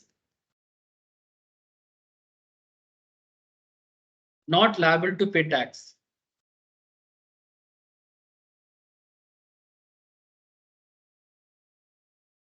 on amount so surrender, on amount so, जितना तुम सरेंडर करोगे उसके ऊपर सरकार तुमसे टैक्स नहीं मांग सकती, लेकिन उसके लिए तुमको सरेंडर एक्ट के तहत करना पड़ेगा। फॉर्म फिलअप करके बताना पड़ेगा भाई हम सरेंडर कर रहे हैं, फिर वो सैलरी सरकार ले ले और अपने देश हित में काम पे लगा। समझ रहे सर? जब देश मुश्किल में होते हैं, काफी लोग ऐसे होते हैं, काफी मतलब कुछ लोग होते हैं भाई, महान लोग होते हैं, ठीक है, वो ऐसा करता है, ठीक है। ये देश जो बनता है ना सर, कुछ महान लोगों के कारण ही बनता है। बाकी हमारे जैसे लोग तो बस आते हैं, खाते हैं, पीते हैं और चले। मैं तो मैं मेरा ही बात करूंगा, आप लोग महान बनो। समझ रहे सर? देश त्याग से बनता है। कोई भी कंट्री, जो जिस कंट्री में लोग त्याग नहीं करता है, जिस समाज में लोग त्याग नहीं करता है, आप समझ लेना कि वो समाज कुछ बड़ा एग्जाम्पल क्रिएट नहीं कर सकता। चाहे तुम किसी भी समाज की तरफ देख लो और देखो कि भी उस समाज में वीर कितना पैदा हो रहा है या कितना वीर पैदा हुआ था। जब वीर पैदा होता है या वीर बच्चा होता है ना समाज में, तब समझ लेना कि समाज कुछ तो सुधारेगा। और जब देखोगे कि कोई वीर वगैरह कुछ नहीं है, सब आता है और अपना अपना लूटता है, आप समझ जाओ कि देश धीरे धीरे खत्म होगा। दुनिया का इतिहास वीरों का इतिहास। महाराष्ट्र में शिवाजी महाराज को देख लो, पश्चिम बंगाल में नेताजी सुभाष चंद्र बोस को देख लो, और पंजाब में सारे के सारे गुरु लोगों को देख लो, है ना? वो जमाना नहीं है गुरु लोगों के जमाने में जो पंजाब था, आज का पंजाब। सुभाष बोस के टाइम पे जो बंगाल था, आज का बंगाल। सुभाष बोस अकेला नहीं, और भी था उस टाइम पे, वो बंगाल का गोल्डन टाइम बोला जाता है। रविन्द्रनाथ टैगोर, सुभाष बोस, ईश्वर चंद्र विद्यासागर, राममोहन रॉय, हाँ, भगत सिंह तो पंजाब में, ठीक है। तो ये सब गोल्डन टाइम्स है किसी स्टेट के लिए, किसी देश के लिए। महाराष्ट्र में शिवाजी का टाइम याद करो, ठीक है। तो ये जब से पैदा होना बंद हो गया ना, ठीक है, ऐसे लोगों का आना जैसे बंद हो गया ना, क्यों? ऐसा माँ नहीं है इसलिए ऐसा बच्चा नहीं है। फिर माँ होगा तब ना फिर बच्चा होगा, नहीं तो फिर बच्चा कहाँ से आएगा? आजकल यही प्रॉब्लम है। बंगाल का तो हालत क्या बताओ सर, यहाँ पर वीर बने, छोड़ ही दो, वीर क्या चीज है भूल ही गया सर। समाज व्यवस्था इसी तरह से बिगड़ता है। बिहार दिन दिन क्यों इतना खराब हुआ? क्योंकि वहां पर कोई शेर खड़ा ही नहीं हुआ, करप्शन को सब सपोर्ट करता लगा, बस दिन ब दिन खत्म हो गया। यूपी फिर से क्यों आगे बढ़ रहा है? क्योंकि एक वीर खड़ा होके डट के लड़ रहा है, कौन? योगी। समाज के सारे बेकार चीजों, मतलब खराब चीज के पीछे एक अकेला खड़ा है, तो इसीलिए कर पा रहा है, शायद सन्यासी है बोल के ही शायद कर पा रहा है। बुलडोजर बाबा नाम दे दिया उसको सब बुलडोजर बाबा बोलता है।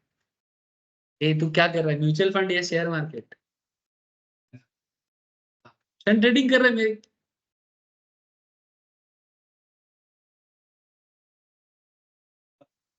नहीं नहीं, बात सुनने का बात नहीं है, तो ऑप्शन ट्रेड कर रहा है, मेरा स्क्रीन तो दिख रहा है मेरे में।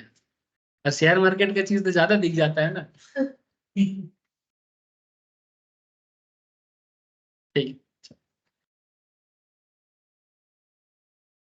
नेक्स्ट, हो गया, बेसिक पॉइंट्स दिखा दिया, समझ गए सर? सैलरी का बेसिक बात है। हाँ, आप छोटा छोटा बेसिक बेसिक काम करेंगे।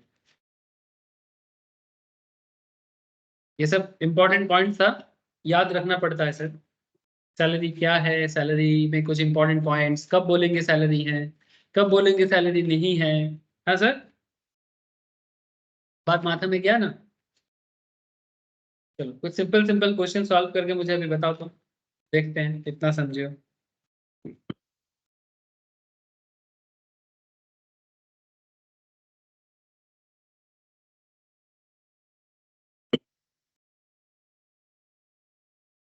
अच्छा एक काम करो, इजी अंडरस्टैंडिंग के लिए मैं आपको एक चीज समझाता हूँ। सैलरी का कैलकुलेशन कैसे होता है? ऐसे तो सैलरी कैलकुलेशन में ना लंबा लाइन है, इस लिस्ट को याद भी करना पड़ेगा, और एग्जाम में सारा नहीं पूछेगा, लेकिन इनमें से कोई भी 4 पॉइंट, 5 पॉइंट, 7 पॉइंट उठा के सवाल करेगा, मैं आपको लिस्ट पढ़ के सुनाता हूँ, दिखाता हूँ एक बार, जस्ट स्क्रॉल करके आप देखोगे तो आप समझ जाओगे कि कितना बड़ा चीज है सैलरी। स्टार्ट होता है बेसिक सैलरी से, फीस, कमीशन, बोनस, अलाउंसेस। दर्श थोड़ा पढ़ ले, अलाउंस का लाइन लगा हुआ है, ठीक है। फिर आता है पार्क्विजिट्स, फिर पार्क्विजिट्स का लाइन चल रहा है, चल रहा है, चल रहा है, चल रहा है। बताता हूँ, बताता हूँ, ठीक है। You are a good question, you are a good question, ठीक है, ठीक है। फिर आता है रिटायरमेंट बेनिफिट्स, ठीक है। फिर आता है रिटायरमेंट बेनिफिट, फिर आता है ग्रॉस सैलरी, फिर मिलता है डिडक्शन सेक्शन 16, ठीक है, जिसमें हर सैलरीड पर्सन को 50,000 का छूट मिलता है, 50,000 का छूट। जितना तुम्हारा ग्रॉस सैलरी होगा उसके ऊपर सरकार 50,000 माइनस कर देगा। सर 50,000, हाँ, माइनस कर देगा 50,000। सेक्शन 16 सबसेक्शन 1 में 3 लाख का सैलरी होगा तो 50 माइनस, 5 लाख का करेगा 50,000, जितना करेगा 50,000 माइनस, सबको मिलता है। लेकिन हाँ, 50 मैंने पूरा डायरेक्ट 50 नहीं है, 50 से कम होगा तो उससे कम को भी डिडक्ट करते हैं, मैं बताता हूँ कैसे होता है। फिर जाके आपका सैलरी कैलकुलेशन कंप्लीट होता है, ठीक है। माने ये जो पूरा लिस्ट है, ये पूरा लिस्ट को एकदम दिमाग में मतलब क्या बोलते, सेट करना पड़ेगा, तब जाके आप सैलरी में मास्टर बनो, ठीक है। अब मैं इस लिस्ट को लिखाऊंगा, पर उससे पहले ये 115 बीएससी के हिसाब से ही है, ठीक है। बट उससे पहले मैं आपको एक शॉर्ट प्रोफार्मा लिखा, ठीक है। शॉर्ट प्रोफार्मा क्या होगा? शॉर्ट प्रोफार्मा में आप ना यही सेम चीज को थोड़ा शॉर्ट में याद रखें, ठीक है, थोड़ा शॉर्ट में याद रखें। अच्छा, इसमें अभी दो चीज आ गई, मुश्किल क्या पैदा कर दिया।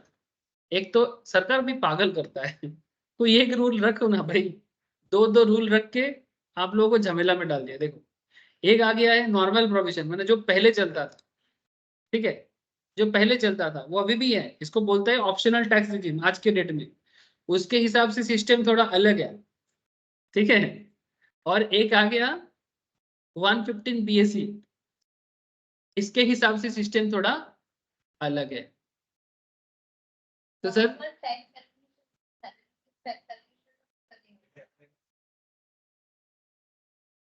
कोई भी एक अप्लाई करना पड़ेगा जिसमें आपको बेनिफिट होगा, आप वो करो। जिसमें आपका टैक्स लायबिलिटी कम होगा आप उसको यूज करो। अब ये आपको पूरा चेक करना पड़ेगा कि आपको किस में बेनिफिट हो रहा है, ठीक है। अब गवर्नमेंट ऐसा बेनिफिट क्यों देके रखा है, मैंने इस तरह का झमेला क्यों देके रखा है, क्योंकि ये बेसिकली ये जो रिसेंट जो 115 बीएससी को लॉन्च किया गया ना, इसमें गवर्नमेंट को थोड़ा सुविधा हो रहा है।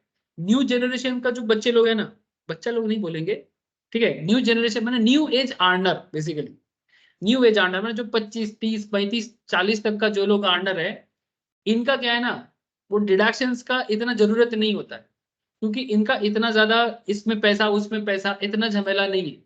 इस एलआईसी में पैसा लगा दिया, उसमें पैसा लगा दिया, इतना इनका नहीं है।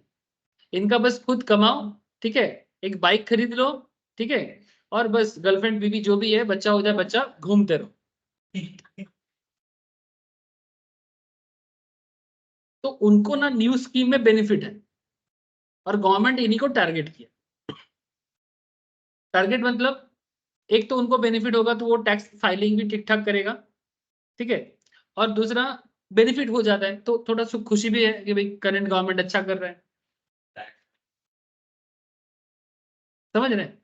और आप लोगों के लिए अभी मुश्किल लगेगा कि सर इतना याद करना पड़ेगा, दो दो सिस्टम। हाँ, ये फर्स्ट टाइम मैं करा रहा हूँ, एक पहले नहीं कराता था मैं, ये मुझे फर्स्ट टाइम कराना पड़ेगा कि 115 बीएससी का प्रोफार्मा अलग से लिखाऊंगा, और पुराना जो इतना दिन में लिखाता था वो है ये वाला, ये वाला, ये इतना दिन में यही लिखा था। हाँ, वो similar kind of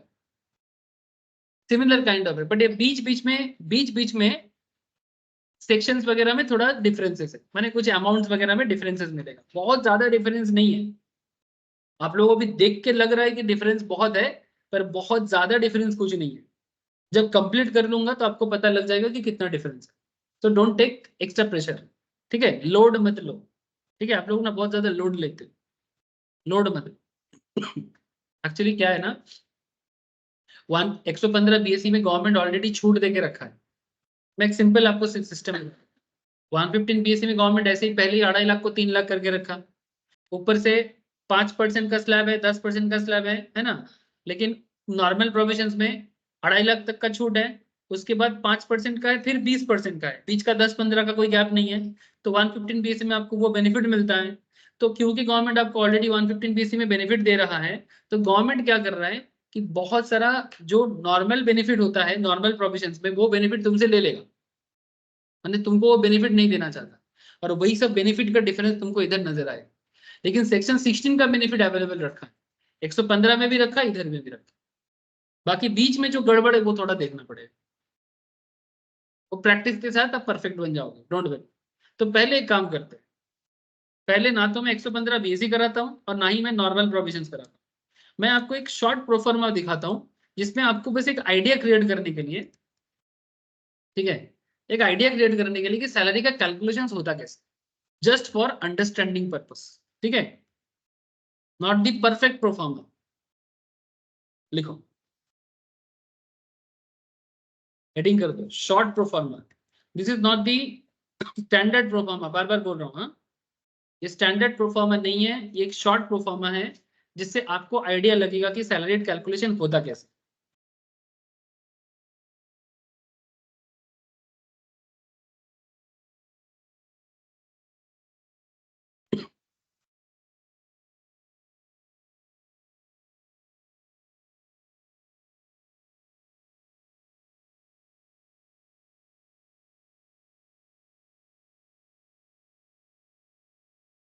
statement of computation of net income under the head salary, previous year कौन सा रहेगा, आप लोग एग्जाम जब दोगे 23-24, असेसमेंट ईयर रहेगा 24-25, है ना। जब आप लोग एग्जाम में बैठोगे जून में या नवंबर दिसंबर में, यही रहेगा।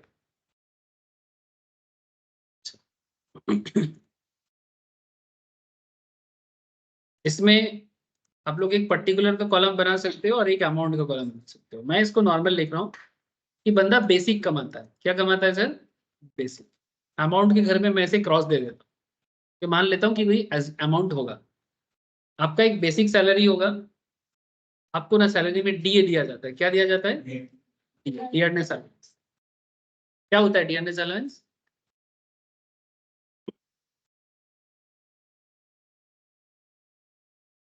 Thank you. Dearness allowance, allowance को बंगाली में बोलते हैं भाता, ठीक है। जो लोग बंगाली नहीं जानना चाहते कोई बात नहीं, डोंट टेक लोड, ठीक है। बंगाली में इसको बोलते हैं भाता।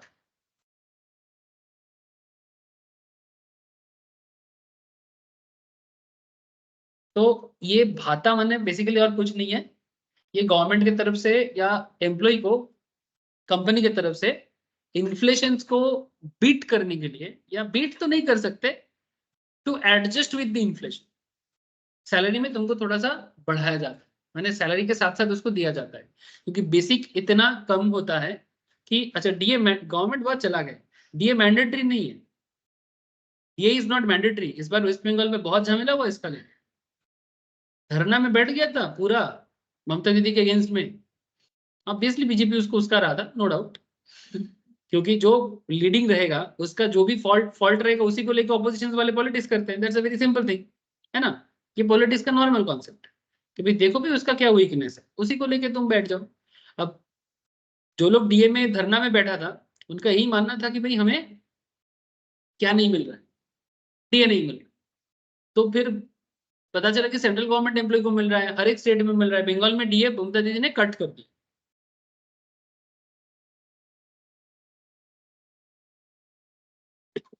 मुझे भी याद नहीं है कौन सा स्टेट में दे रहा है। अब पॉइंट इज दैट कि अगर गवर्नमेंट डीए नहीं दे रहा है तो ये लोग धरना में बैठ गए, अच्छा डीए ना देने से दिक्कत है। दिक्कत क्या है, नॉर्मल एम्प्लॉय को दिक्कत क्या होता है, अच्छा क्यों, अच्छा ममता दीदी का गवर्नमेंट डीओ क्यों कैंसिल किया, क्योंकि ममता दीदी का गवर्नमेंट अभी इसमें ना थोड़ा क्या बोलते हैं उसको, पॉलिटिकल एक एक क्या बोल सकते हैं, एक मैनेजमेंट बोल सकते हो। इनका मानना है कि लोगों को तो जॉब है ही और माँ माटी मानुस का सरकार है, तो हम एक काम करते हैं जो ऑलरेडी जॉब, क्योंकि न्यू मनी क्रिएट नहीं कर पा रहे, तो जो एग्जिस्टिंग पैसा है उसी को रोल आउट करना है। सपोज मानो ये स्टेट गवर्नमेंट एम्प्लॉय है और तुम मानो सिविक पुलिस हो, ठीक है, सिविक पुलिस नहीं होता, ठीक है, तो आप लोगों को 7-8 हजार टका में गवर्नमेंट रखता है, वो भी प्रॉपरली टाइम पे पेमेंट नहीं करता। तो हर स्टेट में, स्टेट के हर डिस्ट्रिक्ट में ऐसे सिविक पुलिस को खड़ा कर देता है, ठीक है। मेन ट्रैफिक पुलिस के रिक्रूटमेंट नहीं कर रहा है, सब सिविक पुलिस में रिक्रूटमेंट कर रहा है और 7-8 हजार में रिक्रूटमेंट कर रहा है। प्रॉब्लम क्या है, अब इतना सारा सिविक पुलिस को रिक्रूटमेंट कर लिया हर डिस्ट्रिक्ट में, हर पॉकेट में। अब जो लोग ऑलरेडी सैलरी मिलता है उनका जो डीए था, वो डीए का पैसा को बचा के इनका सैलरी दे दे, कहीं से तो फंड को मैनेज करना पड़ेगा। अब इनका डीए को रोक कर रखा और बदले में इनका सैलरी दे रहा है। हाँ, अब तो झमेला होगा और लोग भी खुश। मतलब बेसिकली प्रॉब्लम, तुम एग्जिस्टिंग सिस्टम को हिला के तुम न्यू इनकम जनरेट नहीं कर पा रहे हो, एग्जिस्टिंग सिस्टम को तुम खराब करके फिर दूसरे सिस्टम को और खराब कर रहे हो। सिविक पुलिस का कोई फ्यूचर नहीं है, कितना दिन रहेगा, क्या रहेगा ये सिस्टम, न्यू गवर्नमेंट फॉर्म होगा तो ये सिस्टम रहेगा कि नहीं रहेगा, कुछ नहीं, जस्ट एक पॉलिटिकल प्रोपेगेंडा। मैंने क्या बोले, मैंने कोई बेस नहीं है इस जॉब का, ये जॉब आगे कितना चलेगा नहीं चलेगा, देयर इज नो फ्यूचर। चल रहा है, काफी लोगों का घर चल रहा है, खराब भी नहीं बोल सकते, खराब भी नहीं बोल सकते। हाँ, दे रहे कुछ लोगों को जॉब मिल रहा है ना, एक तरह से देखो तो भी ठीक है, लेकिन this is not a permanent solution. अब उसी को लेके चल रहा था, फिर वो कुछ लोग बोला कि लेकिन डीए के बारे में लॉ में, कॉन्स्टिट्यूशन में जो लिखा है कि डीए बेसिकली इसलिए देना चाहिए कि ताकि वो इन्फ्लेशन को एडजस्ट कर पाए, डीए इज नॉट मैंडेटरी। अब कोर्ट में ये बात बन नहीं पा रहे, लेकिन हर जगह में दिया जाता है, ठीक है। तो basic and DA is not very part of the salary, ठीक है। मेघालय आता है बोनस, बोनस भी सैलरी का पार्ट होता है, मिलता है ना दुर्गा पूजा के टाइम पे। हमारे यहाँ पर वेस्ट बंगाल में रहोगे तो दुर्गा पूजा के टाइम पे मिलेगा, दूसरे स्टेट में रहोगे तो नॉर्थ इंडिया में दिवाली के टाइम पे मिलता है, ठीक है। हर स्टेट का अपना अपना टाइम होता है, जो मेन फेस्टिवल होता है उससे पहले ही बोनस दिया जाता है। नहीं सर, आप वही नहीं से सुन, वही तो बोला ना, ठीक है। अभी आप नए जमाने का छोकरा हो, आप लोगों को नहीं समझ में आए, जब आप बूढ़ा बनोगे तो आपको पता चलेगा कि बोनस किस टाइम पे चाहिए। दुर्गा पूजा से पहले जब बच्चा लोग और फैमिली बोलेगा ना कि हमें कपड़ा चाहिए, हमें ये चाहिए, ठीक है, तो उसी टाइम पे बोनस का जरूरत होता है।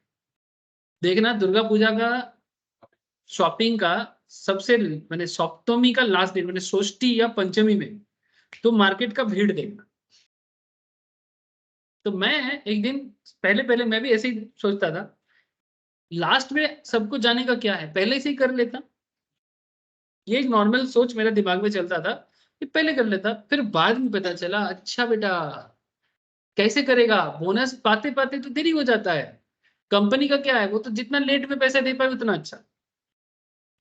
तो दुर्गा पूजा का मेन फेस्टिव कोलकाता में पंचमी में चालू हो जाता है, अब पंचमी के दिन ही उनको बोनस मिलता है। तो जैसे ही बोनस मिला सब भागा भागा पहुंचा हाथी बगान, भागा भागा पहुंचा धर्मतल्ला, गुड़िया हाट, जहां जहां मार्केट है। अब तुमको पूरा रश उसी दिन में मिलेगा, इसलिए उस दिन पे जो शॉपिंग करने जाएगा वो मरेगा। मैंने नॉर्मल शॉपिंग होता ही हो ही नहीं पाता, ठीक बोलती तो, क्योंकि बोनस एंड में ही आता है और वो कर भी कुछ नहीं सकते। अब घर में बच्चा लोग हैं, ठीक है, फिर मानो माँ है, पापा है, ससुराल वाले का फैमिली में भी है, ठीक है, ससुर ससुरी को देना है, अरे बहुत कुछ होता है सर, ठीक है। जब बड़े हो जाओगे तो ये सब करना पड़ता है। मानो कि तुम अपने माँ बाप को दे रहे हो तो बीबी के माँ बाप को भी नहीं दोगे तो फिर वो बीबी नहीं उठेगा।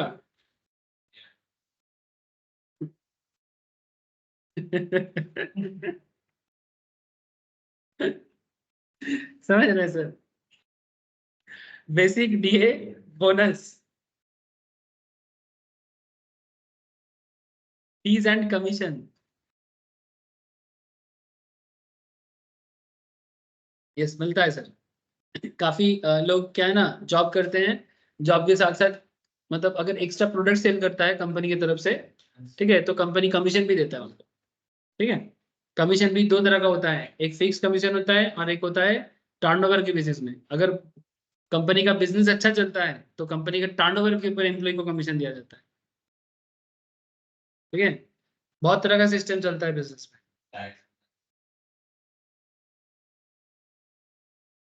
Employer contribution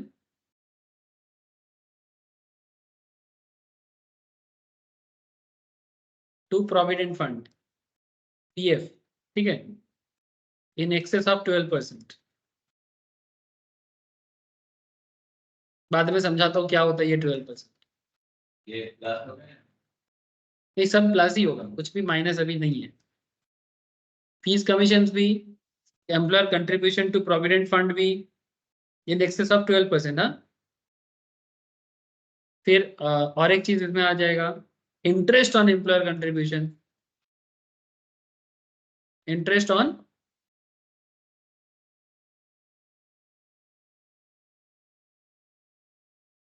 employer contribution in excess of 9.5%। 9.5% के ऊपर अगर आपको इंटरेस्ट मिलता है वो भी टैक्सेबल है। कंट्रीब्यूशन टू प्रोविडेंट फंड अगर 12% टोटल सैलरी का, बेसिक सैलरी का 12% के ऊपर जाएगा तो वो टैक्सेबल होता है। आगे कैलकुलेशन सिखाऊंगा, डोंट वरी, अभी जस्ट एक फॉर्मेट बता रहा हूँ फॉर अंडरस्टैंडिंग। नेक्स्ट 9.5। अच्छा, उसके बाद कुछ इंपॉर्टेंट टॉपिक है, एग्जाम में सिर्फ इसी के ऊपर सवाल हो जाता है। ग्रेचुइटी, एग्जाम में सिर्फ ग्रेचुइटी पे क्वेश्चन करता है, तो सब हॉट टॉपिक है। Pension, leave encashment, retrenchment compensation,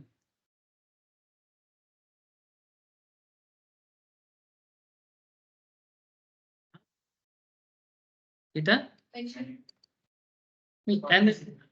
annuity और प्रोविडेंट फंड ही चला एखाনে আসবে। पेंशन, पेंशन के बाद है लीव एनकैशमेंट। ग्रेचुइटी है, पेंशन है, लीव एनकैशमेंट है, रिट्रेंचमेंट कॉम्पेंसेशन है, वॉलेंटरी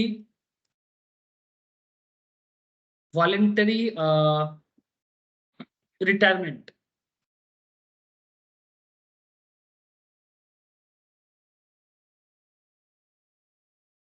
रिट्रेंचमेंट कॉम्पेंसेशन एक ही है, रिट्रेंचमेंट कॉम्पेंसेशन एक ही है, ठीक है, इसलिए देखना मैंने बुलेट कॉम्पेंसेशन में नहीं दिया। वॉलेंटरी रिटायरमेंट लिख लिया, और भी चीजें हैं बट मैं यहाँ पर कुछ इंपॉर्टेंट पॉइंट्स को बस नोट डाउन कर रहा है, क्योंकि मैं भी आप लोगों को बार बार बोल रहा हूँ कि मैं शॉर्ट फॉर्मेट लिखा रहा हूँ। ये सारा चीज को एक ब्रैकेट में रख लो, मैंने इस तरह का ये ब्रैकेट फॉर अंडरस्टैंडिंग पर्पस हमें। इस चीज को कंप्लीट तरीके से क्या बोलते जानते हो, इसे कहते हैं रिटायरमेंट बेनिफिट। कहीं पर भी साइड में अगर हो सके ना इसके साइड में लिख लो, इसे कहते हैं रिटायरमेंट बेनिफिट। ये जितना सारा पॉइंट मैंने लिखा है ना, ये सब कुछ चीजों को एक साथ बोलते हैं रिटायरमेंट बेनिफिट।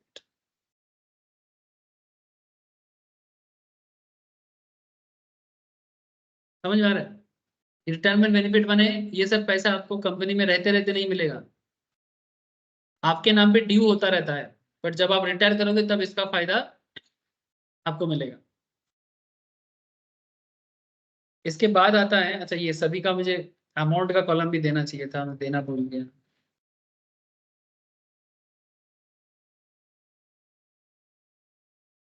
क्या हो रहा है दर्ज तेरे को? देख लिया। फिर से चला गया ऑप्शंस में। नहीं, ट्रेड ले तो ट्रेड लेके रखा है, लेने का। कॉल पापा को बोलूंगा ये पैसा देना बंद करने को। ये मेरे अच्छा, क्रिकेट से जो कमाता है, देखा क्या पॉकेट मनी का पैसा। अभी देखते हैं, सोच रहा हूँ अभी खेलूं टूर्नामेंट।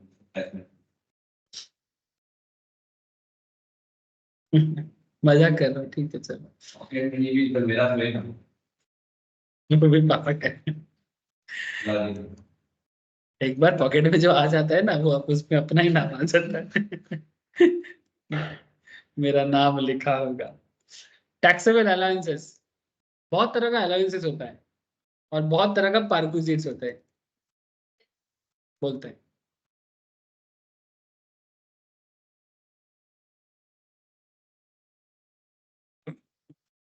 जब बंदा जॉब करता है, ऑनलाइन वाले को बहुत देर से पूछा नहीं, ये सबको समझ में आ रहा है? अभिजीत, हाँ सर। मेरा स्क्रीन थम्स अप है सर। स्क्रीन थमेगा जी?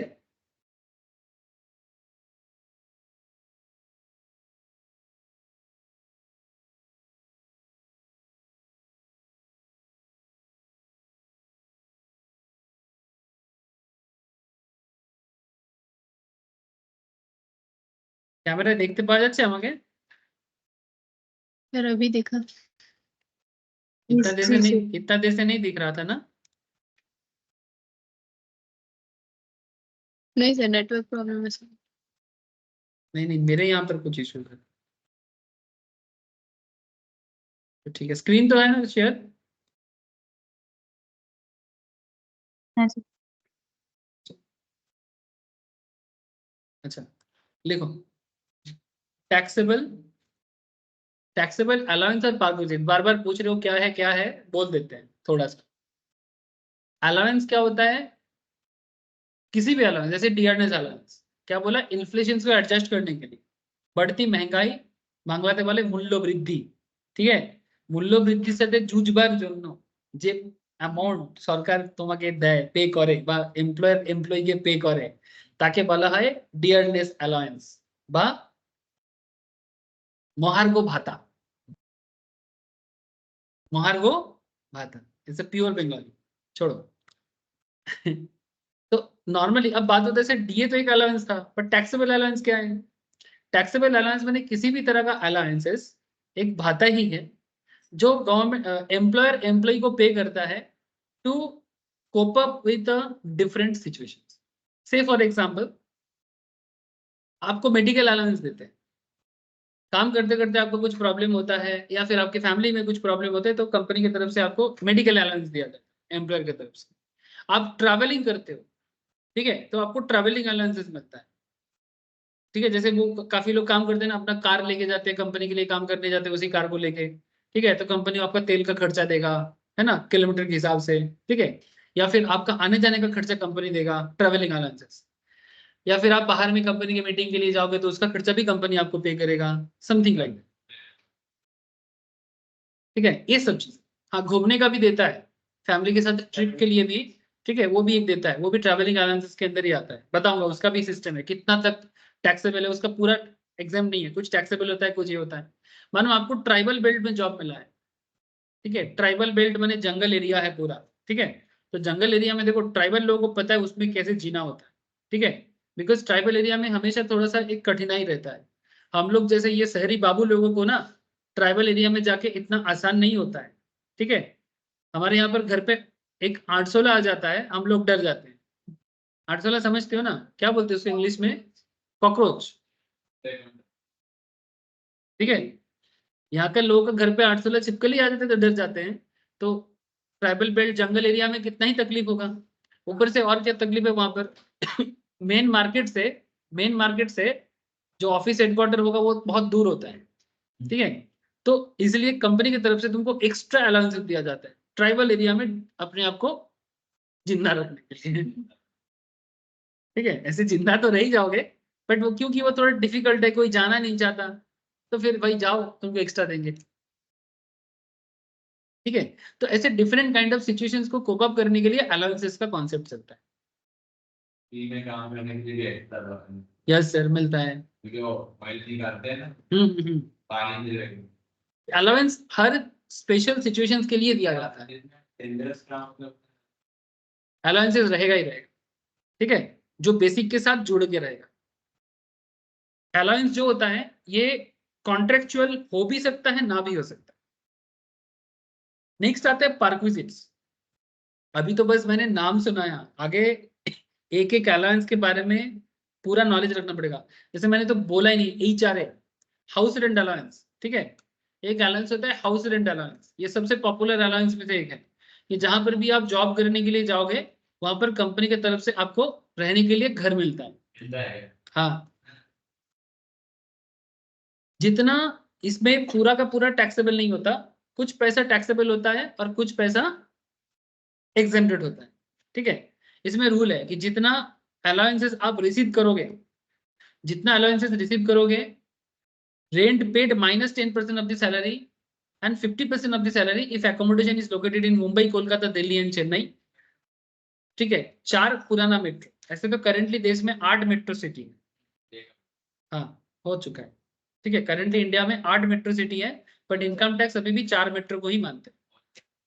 एक बैंगलोर हो गया, एक हैदराबाद हो गया, एक आपका पूना हो गया और एक आपका अहमदाबाद हो गया। ठीक है,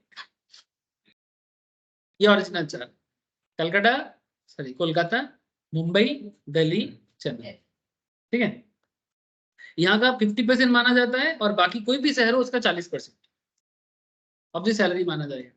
अभी आप लोगों को अभी समझ में नहीं आ रहा है ना कि क्या होता है, मैं जब इसको समझाऊंगा, ठीक है, क्योंकि अभी मैं समझा नहीं रहा हूँ। ये बेसिकली कैलकुलेशन टेक्निक है, लीस्ट ऑफ द फॉलोइंग होता है, फिर उसको एग्जेम्प्टेड किया जाता है, बाकी टैक्सेबल होता है। तो मेरा कहने का मतलब है ये सब अलाउंस का पार्ट है। देखो यहाँ पर कितना सारा अलाउंस का नाम भी दिया हुआ है, HI है, house rent allowances, children education allowances, children hostel allowances, जितना देता है खुश हो जाए, children hostel allowances, transport allowances. ठीक है, समझ रहे हो। और पार्क्विजिट क्या है, पार्क्विजिट एक्चुअली कॉन्ट्रेक्चुअल होता है। पार्क्विजिट क्या होता है, कॉन्ट्रेक्चुअल होता है। कंपनी एम्प्लॉयर एम्प्लॉय को जॉब देने के टाइम पे ही कॉन्ट्रैक्ट कर लेते हैं कि आपको ये सब बेनिफिट दिया जाएगा। काइंड भी हो सकता है, कैश भी हो सकता है। ठीक है, वो पार्क्स कहा जाता है। आजकल कंपनी में पार्क्स के बाद इसको पार्क्स बोलते हैं, प्यार से बोलते हैं, स्टाइल से, स्वैग से बोलते हैं पार्क्स। ठीक है, ऐसे तो पूरा नाम ये है सर, पार्क्विजिट्स, लेकिन इसको ऐसे भी बोला जाता है, पार्क्स। ठीक है, जो लोग कॉर्पोरेट वर्ल्ड में काम करते हैं वैसे दोनों, मानो 2 एम्प्लॉय है, भाई तेरा कंपनी पक्स कैसे दे रहे हैं, गाड़ी भर का मार्क्स। ठीक है, तो पक्स में क्या मिलता है, कूपन मिलता है। ठीक है, कूपन माने शॉपिंग कूपन। ठीक है, घूमने जाने के लिए टूरिंग का खर्चा, बहुत कुछ देता है। ठीक है, रेंट फ्री एकोमोडेशन। ठीक है, कंपनी की तरफ से घर मिल रहे कि नहीं, ठीक है, उसको बोलते हैं RFA, रेंट फ्री एकोमोडेशन। फिर आपको देता है जैसे घर के लिए काम वाली बाई दे रहे कि नहीं, हाँ, सरकारी लेवल पे तो होता ही है ना। होम सर्वेंट, टेलीफोन एक्सपेंसेस, बहुत सारी चीजें कंपनी देते हैं। Free food and non alcoholic beverages, alcohol नहीं देगा बाबा। ठीक है, वैल्यू ऑफ गिफ्ट वाउचर्स। ठीक है, लीव ट्रैवल कंसेशंस। ठीक है, ये सब चीज जो मैं बोला ना, transfer of movable assets, motor car, गाड़ी भी देता है कंपनी की तरफ से। फिर उस गाड़ी को आप कैसे यूज कर रहे हो उस पर डिपेंड करते हैं कितना टैक्सेबल होगा, कितना एक्सेप्टेड होगा। परक्विजिट नॉर्मली पूरा टैक्सेबल होता है, अलाउंसेस में फिर भी थोड़ा बहुत एग्जेम्पशन मिल जाता है। परक्विजिट नॉर्मली टैक्सेबल होता है, लेकिन देखना पड़ेगा कि वो किस तरह से यूज हो रहा है, उसके ऊपर उसका टैक्सेबिलिटी डिपेंड करता है। डोंट टेक लोड, क्यों कि जब तक एक एक बात डिटेल्स में बात नहीं करूंगा आपको समझदारी नहीं आएगा। बहुत इंटरेस्टिंग है ये जो सैलरी वर्ल्ड है, बहुत इंटरेस्टिंग है। क्वेश्चन एग्जाम में कोई भी पर्टिकुलर पॉइंट उठा के कर सकता है, तो सजेशन का तो कोई जगह ही नहीं है। ठीक है, कंप्लीट तरीके से इसको समझना पड़ेगा सर। ठीक है, ये सैलरी वर्ल्ड कैसे चलता है। तो ये टैक्सेबल अलाउंसेस, टैक्सेबल परक्विजिट्स, इसको भी हम लोग जोड़ेंगे फॉर्मेट। जो आता है इसको बोलते हैं ग्रॉस सैलरी, जो आएगा इसको क्या बोलेंगे, ग्रॉस सैलरी। फिर यहां से क्या करना है, यहां से देना है डिडक्शन, डिडक्शन अंडर सेक्शन 16। ठीक है, डिडक्शन अंडर सेक्शन 16। सेक्शन 16 में मैं पहले ही बोल रहा था ना, सेक्शन 16 में एक्चुअली 2-3 सेक्शंस है, एक सेक्शन 16(1) है, एक सेक्शन 16(2) है। ठीक है, और एक सेक्शन 16(3) है। ठीक है, 3 तरह का सेक्शन 16 चलता है। इसमें जो सेक्शन 16(1) है ये सबसे इंपॉर्टेंट है, ऐसे सारा ही इंपॉर्टेंट है। डिडक्शन अंडर सेक्शन 16, इसमें आप एक चीज लिख सकते हो, इसमें एंटरटेनमेंट था,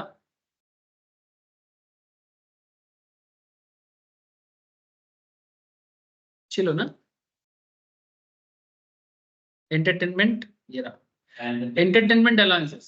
ठीक है, हाँ, under section 16 subsection 2 only for government employees. अगर सरकारी एम्प्लॉय हो तो एंटरटेनमेंट अलाउंसेस क्या होता है आपको, हाँ, मूवी देखने जाने के लिए, सर्कस देखने जाने के लिए, ठीक है, सर्कस देखे हो क्या? ठीक है, इसमें list of the following exempted होता है। ठीक है, 5,000, 1/5 of the basic and actual entertainment, इन तीनों में से जो कम रहेगा वो एग्जेम्प्टेड होगा, बाकी डिडक्शंस में सैलरी में जाएगा। और प्रोफेशनल टैक्स या पी टैक्स जो होता है सेक्शन 16(3) में, अगर पी टैक्स नॉर्मली आपके सैलरी से काट लेता है, तो क्योंकि आपने पहले दे दिया तो बाद में आप इसको यहाँ से डिडक्ट कर सकते हैं। आपका नहीं तो डबल टैक्सेशन हो जाएगा ना, क्योंकि ऑलरेडी आपका सैलरी से ही पी टैक्स काटा जाता है। तो पी टैक्स अगर टैक्स ऑन एम्प्लॉयमेंट नॉर्मली काटते हैं, एम्प्लॉयर एम्प्लॉय से काट के ही पेमेंट करता है, तो पी टैक्स काटते हैं तो वो अमाउंट आपको बाद में मिल जाता है। तो आप एक काम करो, अभी शॉर्ट फॉर्मेट के अंदर आप बस इतना लिख दो ना, डिडक्शन अंडर सेक्शन 16, इसमें आप एक काम करो, एंटरटेनमेंट, अच्छा स्टैंडर्ड डिडक्शन पहले दे, सॉरी पहले स्टैंडर्ड डिडक्शन, स्टैंडर्ड डिडक्शन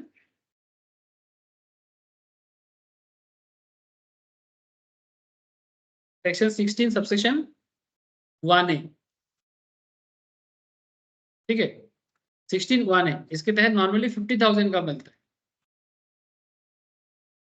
इसके अलावा आपको एंटरटेनमेंट अलाउंसेस मिलता है,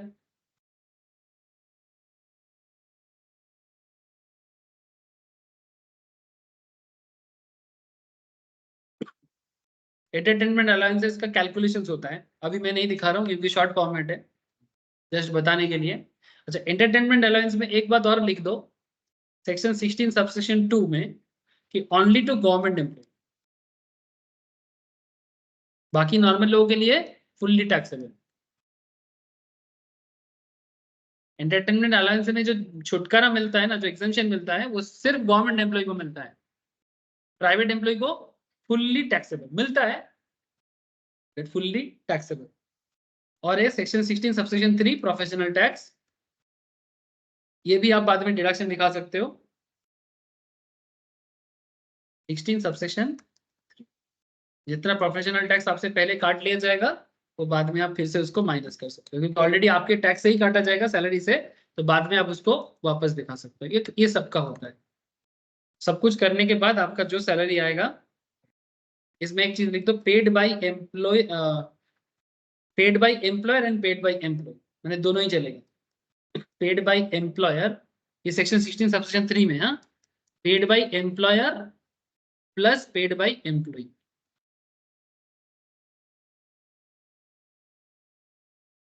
कई बार क्या होता है, एम्प्लॉयर भी तुम्हारा पी टैक्स पे कर देता है, ठीक है, तो उसे भी तुम बाद में माइनस कर सकते हो। Tax on employment paid by employer और एम्प्लॉय, दोनों ही दिया ना। तो इसको एक काम करो, इसमें भी एक, अच्छा दे दिया ना अमाउंट, ठीक है। सब कुछ देने के बाद आपको जो अमाउंट मिलेगा, इसे आप क्या बोलोगे, इनकम अंडर द हेड, फिर ये आपका टैक्सेबल सैलरी बनेगा। अब आपका टैक्स स्लैब देखना है, 3 लाख हो रहा है कि 5 लाख हो रहा है, क्या लाइबिलिटी क्या हो रहा है वो देना है। लेकिन जब तक ये सिस्टम फॉलो नहीं होगा तब तक आप सैलरी कैलकुलेट नहीं कर पाते। तो इन सिंपल क्या मतलब निकला सर, इन सिंपल ये मतलब निकला कि सैलरी कैलकुलेट करने के लिए आपको बेसिक चाहिए, आपको डीए चाहिए, आपको बोनस चाहिए। अच्छा, जरूरी नहीं कि हमेशा आपको सब कुछ मिले, हो सकता है कि कोई क्वेश्चन में बोनस नहीं है, हो सकता है कि कोई क्वेश्चन में फीस कमीशन नहीं है, हो सकता है, ऐसा कोई जरूरी नहीं कि ना होने से नहीं होगा, जो मिलेगा उसी का कैलकुलेशन करना। तो basic DA, bonus, fees commission, employer contribution to provident fund in excess of 12%, interest on employer contribution in excess of 9.5%, retirement benefit में gratuity, pension, leave encashment, retrenchment compensation. Retrenchment compensation क्या है बोलो तो, job से निकालने के time पे तुमको कुछ पैसा देके निकाला था, ठीक है, ठीक है, जॉब से निकाल रहा है, रिट्रेंचमेंट कर रहा है तुमको, और तुमको जब निकाल रहे हैं तो बाद में उस टाइम पे कुछ पेमेंट करके तुमको बोल रहे कि ठीक है पैसा रखो और जाओ, ठीक है, तो कंपेंसेट कर रहे हैं ना तुमको उसका। वॉलंटरी रिटायरमेंट, तुम स्वेच्छा मृत्यु ले रहे हो, स्वेच्छा रिटायरमेंट आओ सर, ठीक है, मृत्यु नहीं। हाँ, वॉलंटरी में आर्मी में बहुत होता है, ठीक है, बीआरएस ले लेता है, VRS ले लेते हैं, वॉलंटरी रिटायरमेंट, उसका जितना पैसा होगा उसका भी कैलकुलेशन टेक्निक है। ये सभी ये सब वर्किंग नोट, इसमें सब वर्किंग नोट होगा, मैंने इसको सब हम लोग बाद में नोट में लिखेंगे, बहुत इंपॉर्टेंट है सारे के सारे। ग्रेचुइटी में, पेंशन में, लीव एनकाशमेंट में, रिटायरमेंट में, सारा का सारा अलग अलग वर्किंग नोट चलेगा, सब नोट लिख होगा, यानी एक एक टॉपिक एक एक चैप्टर बन जाएगा। समझ में आ रहा है? फिर आता है अलाउंस, परक्विजिट्स, और फिर आता है ग्रॉस सैलरी, फिर उसमें से डिडक्शन देना है सेक्शन 16 पे। स्टैंडर्ड डिडक्शन 50,000 का नॉर्मल है, लेकिन वो 50,000 पूरा नहीं है, 50,000 या सैलरी जो आपका है उसमें से विच एवर इज लोअर, ठीक है। 50,000 और सैलरी, मैंने माना आपका सैलरी बचा है 40,000, कैलकुलेट करके पता चला आपका सब इधर उधर करके देने के बाद पता चला 40,000 हो रहा है, तो 40,000 अगर आपका बचता है ग्रॉस सैलरी, और आपका स्टैंडर्ड डिडक्शन 50,000 थोड़ी ना होगा, ठीक है। तो 50,000 और gross salary which ever is lower.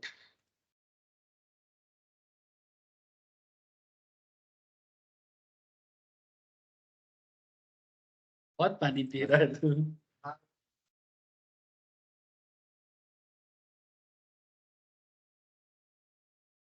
Monthly, पहले मंथली करोगे फिर उसको एनुअली कन्वर्ट करो, सारा टैक्स कैलकुलेशन एनुअल होता है, टैक्स कैलकुलेशन एनुअल होता है, दोनों तरीका सिखाऊंगा सर, ठीक है। पहले बेस्ट होता है कि आप पहले मंथली बेसिस में काउंट कर लो, फिर उसको इंटू 12 करके काउंट करो, वो बेस्ट होता है। बट डिपेंड करता है क्वेश्चन टू क्वेश्चन, कि क्वेश्चन अगर पढ़ के समझ में आ जा रहा है, अगर सारा डेटा एनुअल में दिया है तो फिर आपको और उतना झमेला नहीं करना है। एक होमवर्क देता हूँ, घर पे ट्राई करना।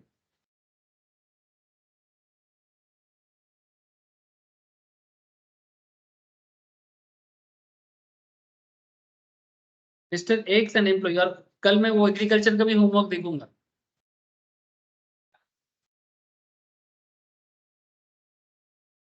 Mister X an employ of B limited,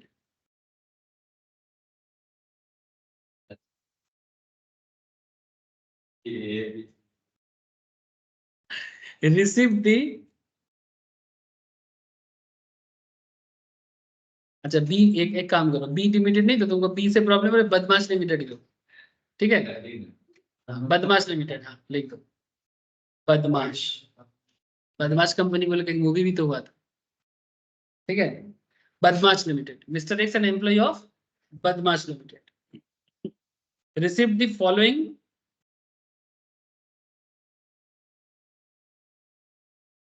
during previous year 23-24।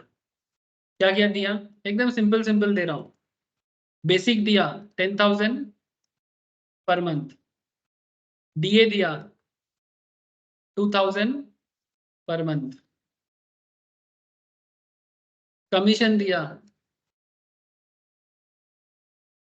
20,000, commission per month होगा क्या, सॉरी कमीशन लिख दो तो 200 टका पर मंथ, नहीं 200 हाँ 200 पर मंथ कर दो, सॉरी इतना ज्यादा कमीशन माथा खराब, सैलरी से कमीशन ज्यादा कैसे हो रहा है। 200 पर मंथ, ठीक है, कमीशन 200 पर मंथ, बोनस 20,000 टका, ये मंथली होगा क्या, yearly. Calculate income under the head salary. और एक क्वेश्चन ट्राई करना, दो दे रहा हूं।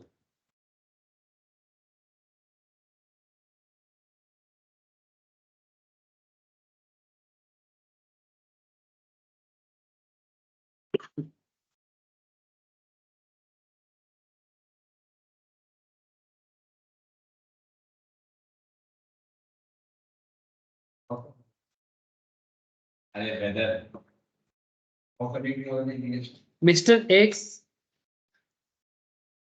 जॉइंट पी लिमिटेड, अच्छा पी को क्या करे, पापी लिमिटेड करो।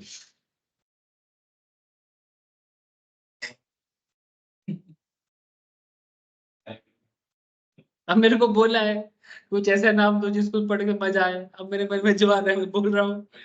उल्टा सीधा आ रहा है, बदमाश, पापी, शैतान, ऐसे ही बोलूंगा और क्या बोलूंगा। मिस्टर एक जॉइंट पापी लिमिटेड। सर उसको लिखना नहीं है पापी, इसलिए P. As on 1 September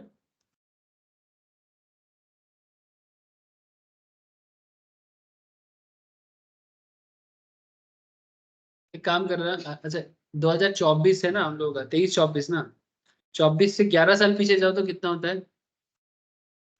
13।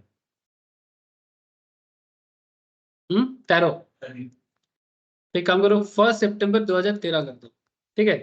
Mister X joined पापी limited as on 1 September 2013 in the grade of 10,000, 250, 13,000, 500, 20,000।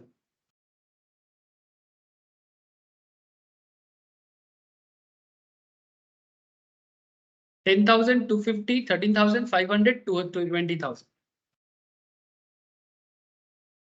DA 20% of basic, 40% for RB। RB माने रिटायरमेंट बेनिफिट, लिख लो। RB माने रिटायरमेंट बेनिफिट। कमीशन है 500 टका per month, retirement benefit RB। Bonus है 30,000। Calculate income under the head salary for previous year 23-24।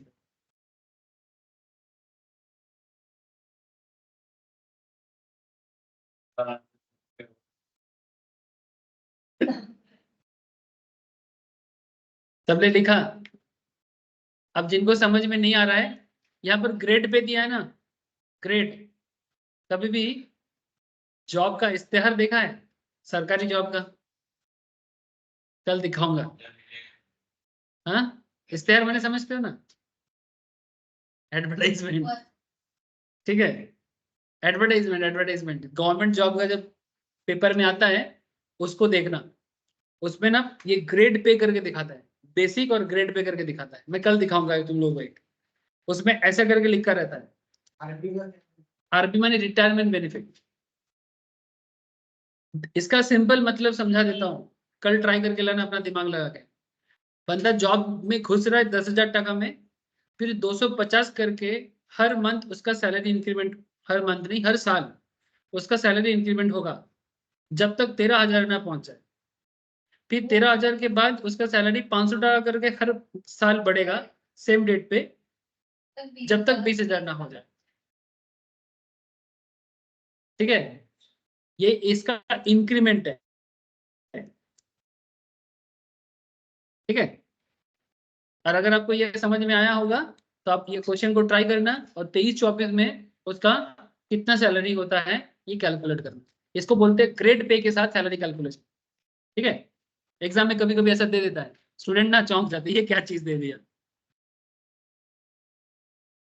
ठीक है। ये दोनों ट्राई करो, फिर कल। ये सब तो एकदम कुछ नहीं है, बच्चा चीज है, ठीक है। आगे खेल पता चलेगा जब पूरा वो एक एक चीज समझ में आएगा फिर जाके, ठीक है सर। कल मिलते हैं टैक्स के क्लास में। बाकी शाम को मेरा एफएम का क्लास जिनका है वो लोग आ जाना एफएम क्लास में, ठीक है bye sir. Sir. Thank you sir. Bye sir. Thank you sir. Thank you sir. Thank you sir. Thank you sir. Bye.